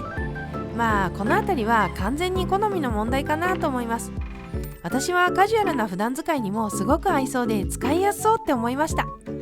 あと個人的にはこのチタンモデルでグレーダイヤルとかオールグレーみたいなバリエーションも見てみたいですね。絶対かっこいいと思います。そしてここが今回のモデルの一番のポイントだと思っているんですけど、マットな質感になったところ、これがビーズブラスト仕上げによるものなんですけど、もう正直好みがはっきり分かれそうですね。マットな質感ってすごくクールでかっこいいし、チタンの素材感とかグレーの色味にはすごく合ってると思うんですよ。いやー、マットって脱衣所の足元かいやー、でもよくツール感があるとかインダストリアルな雰囲気って言われますけど、まさにそんな感じ。ステンレスモデルよりもよりスポーティーな印象が強まりますよね。だけどそこはさすがカルティエ。ローマンインデックスとかカルティエならではの美しいデザインコードと組み合わせることでちゃんと上品に仕上がってるんですよ。そういうバランスがこのモデルの本当にすごいところだなって感じます。ただ一方で、これまでのステンレスモデルはポリッシュとサテン仕上げの組み合わせが特徴的じゃないですか。あの高級感と立体感、あれこそサントスをサントスたらしめる良さがありますよね。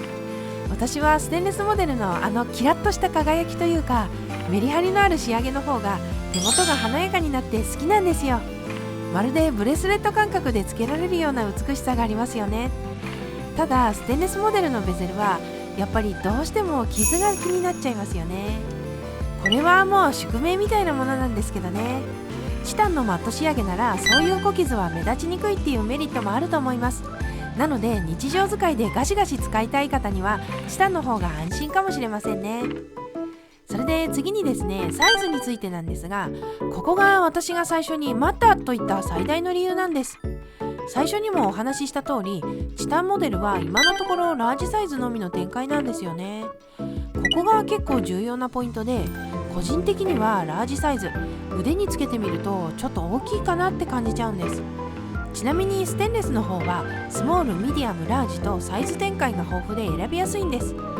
で、まあもちろんこれは人によるんですけど、私は少しコンパクトなサイズの方が好みなので、やっぱりミディアムサイズの展開を待ちたいなって思っちゃいました。逆に普段から大きめの時計をつけている方ならラージサイズでも全く問題ないと思います。むしろ手元で存在感を放ってとってもかっこいいと思いますよ。そんな感じで今後のミディアムサイズの登場を期待して待ってみるのもありかなと。ちなみにですね、一つ注意点なんですけど、チタンモデルがですね、スマートリンクのサイズ調整ができないっていうところが一つ違いとしてありましたね。ただベルトに関しては一度調整したらその後はほとんどいじることってないから、普段使いでそこまで問題になることはないかなとは思いますけどね。はい。それから価格についてですね。新作チタンモデルは174万円。これね、ステンレスモデルと比べるとだいたい40万円弱ぐらい高いんですよ。この価格差をどう見るかですよね。正直私もって悩んじゃいました。まあチタンですからね。でちょっと視点を変えて他のブランドのラグスポ系の時計と比較してみると、ジラールペルゴのロレアトが207万円、 IWC のインジュニアが184万円、ショパールのアルパインイーグルが231万円なんですよね。他ブランドのはステンレスモデルですが、価格帯としてはこの辺りと競合するような感じですかね。あとは他のブランドのチタンモデルと比較してみますと、 IWC のインジュニアのチタンモデルが230万円、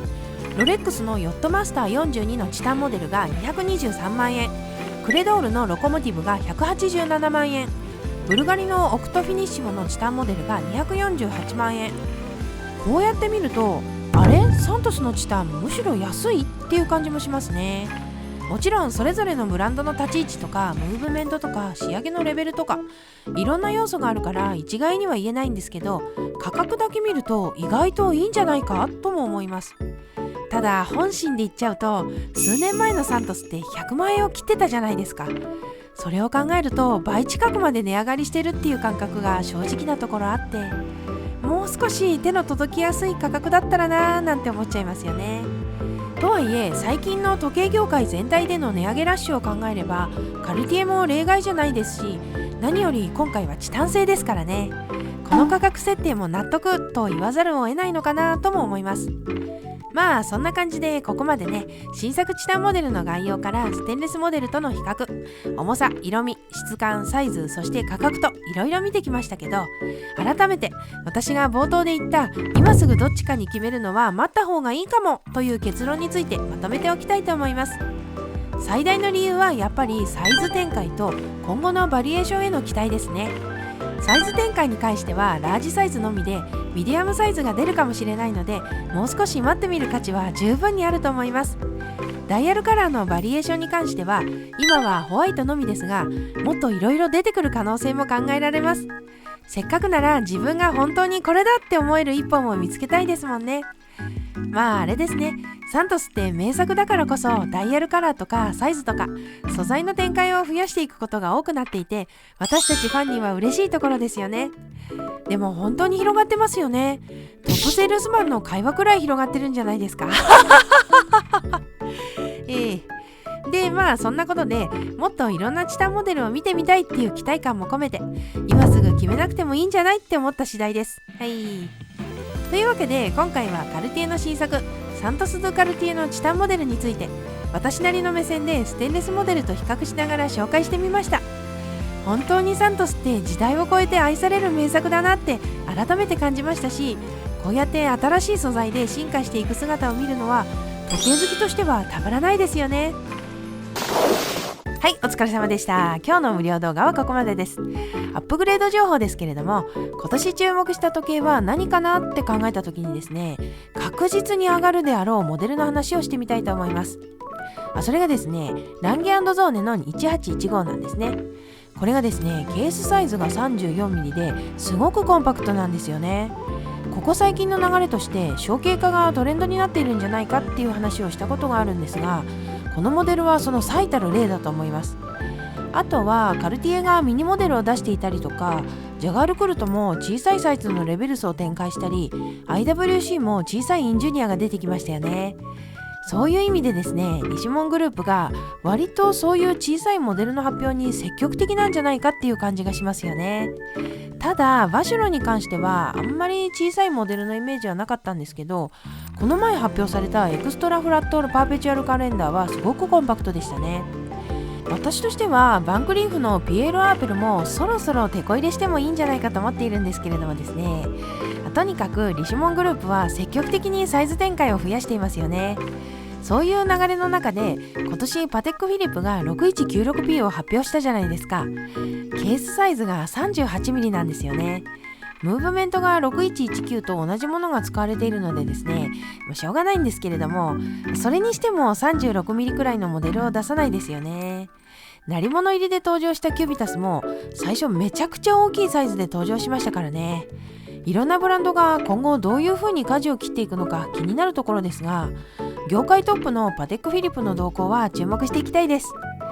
さて、今日見てもらった動画の全長版は有料会員のみの配信になっているんですけれども、どんな話をしているのかというと、おまけ的な内容で雑談とかをしています。続きが見たい人は公式のこちとけアーカイブ、 YouTube のメンバーシップ、誰でもいいので参加してご覧になってください。それではまた次回の動画でお会いしましょう。じゃあまた、バイバイ。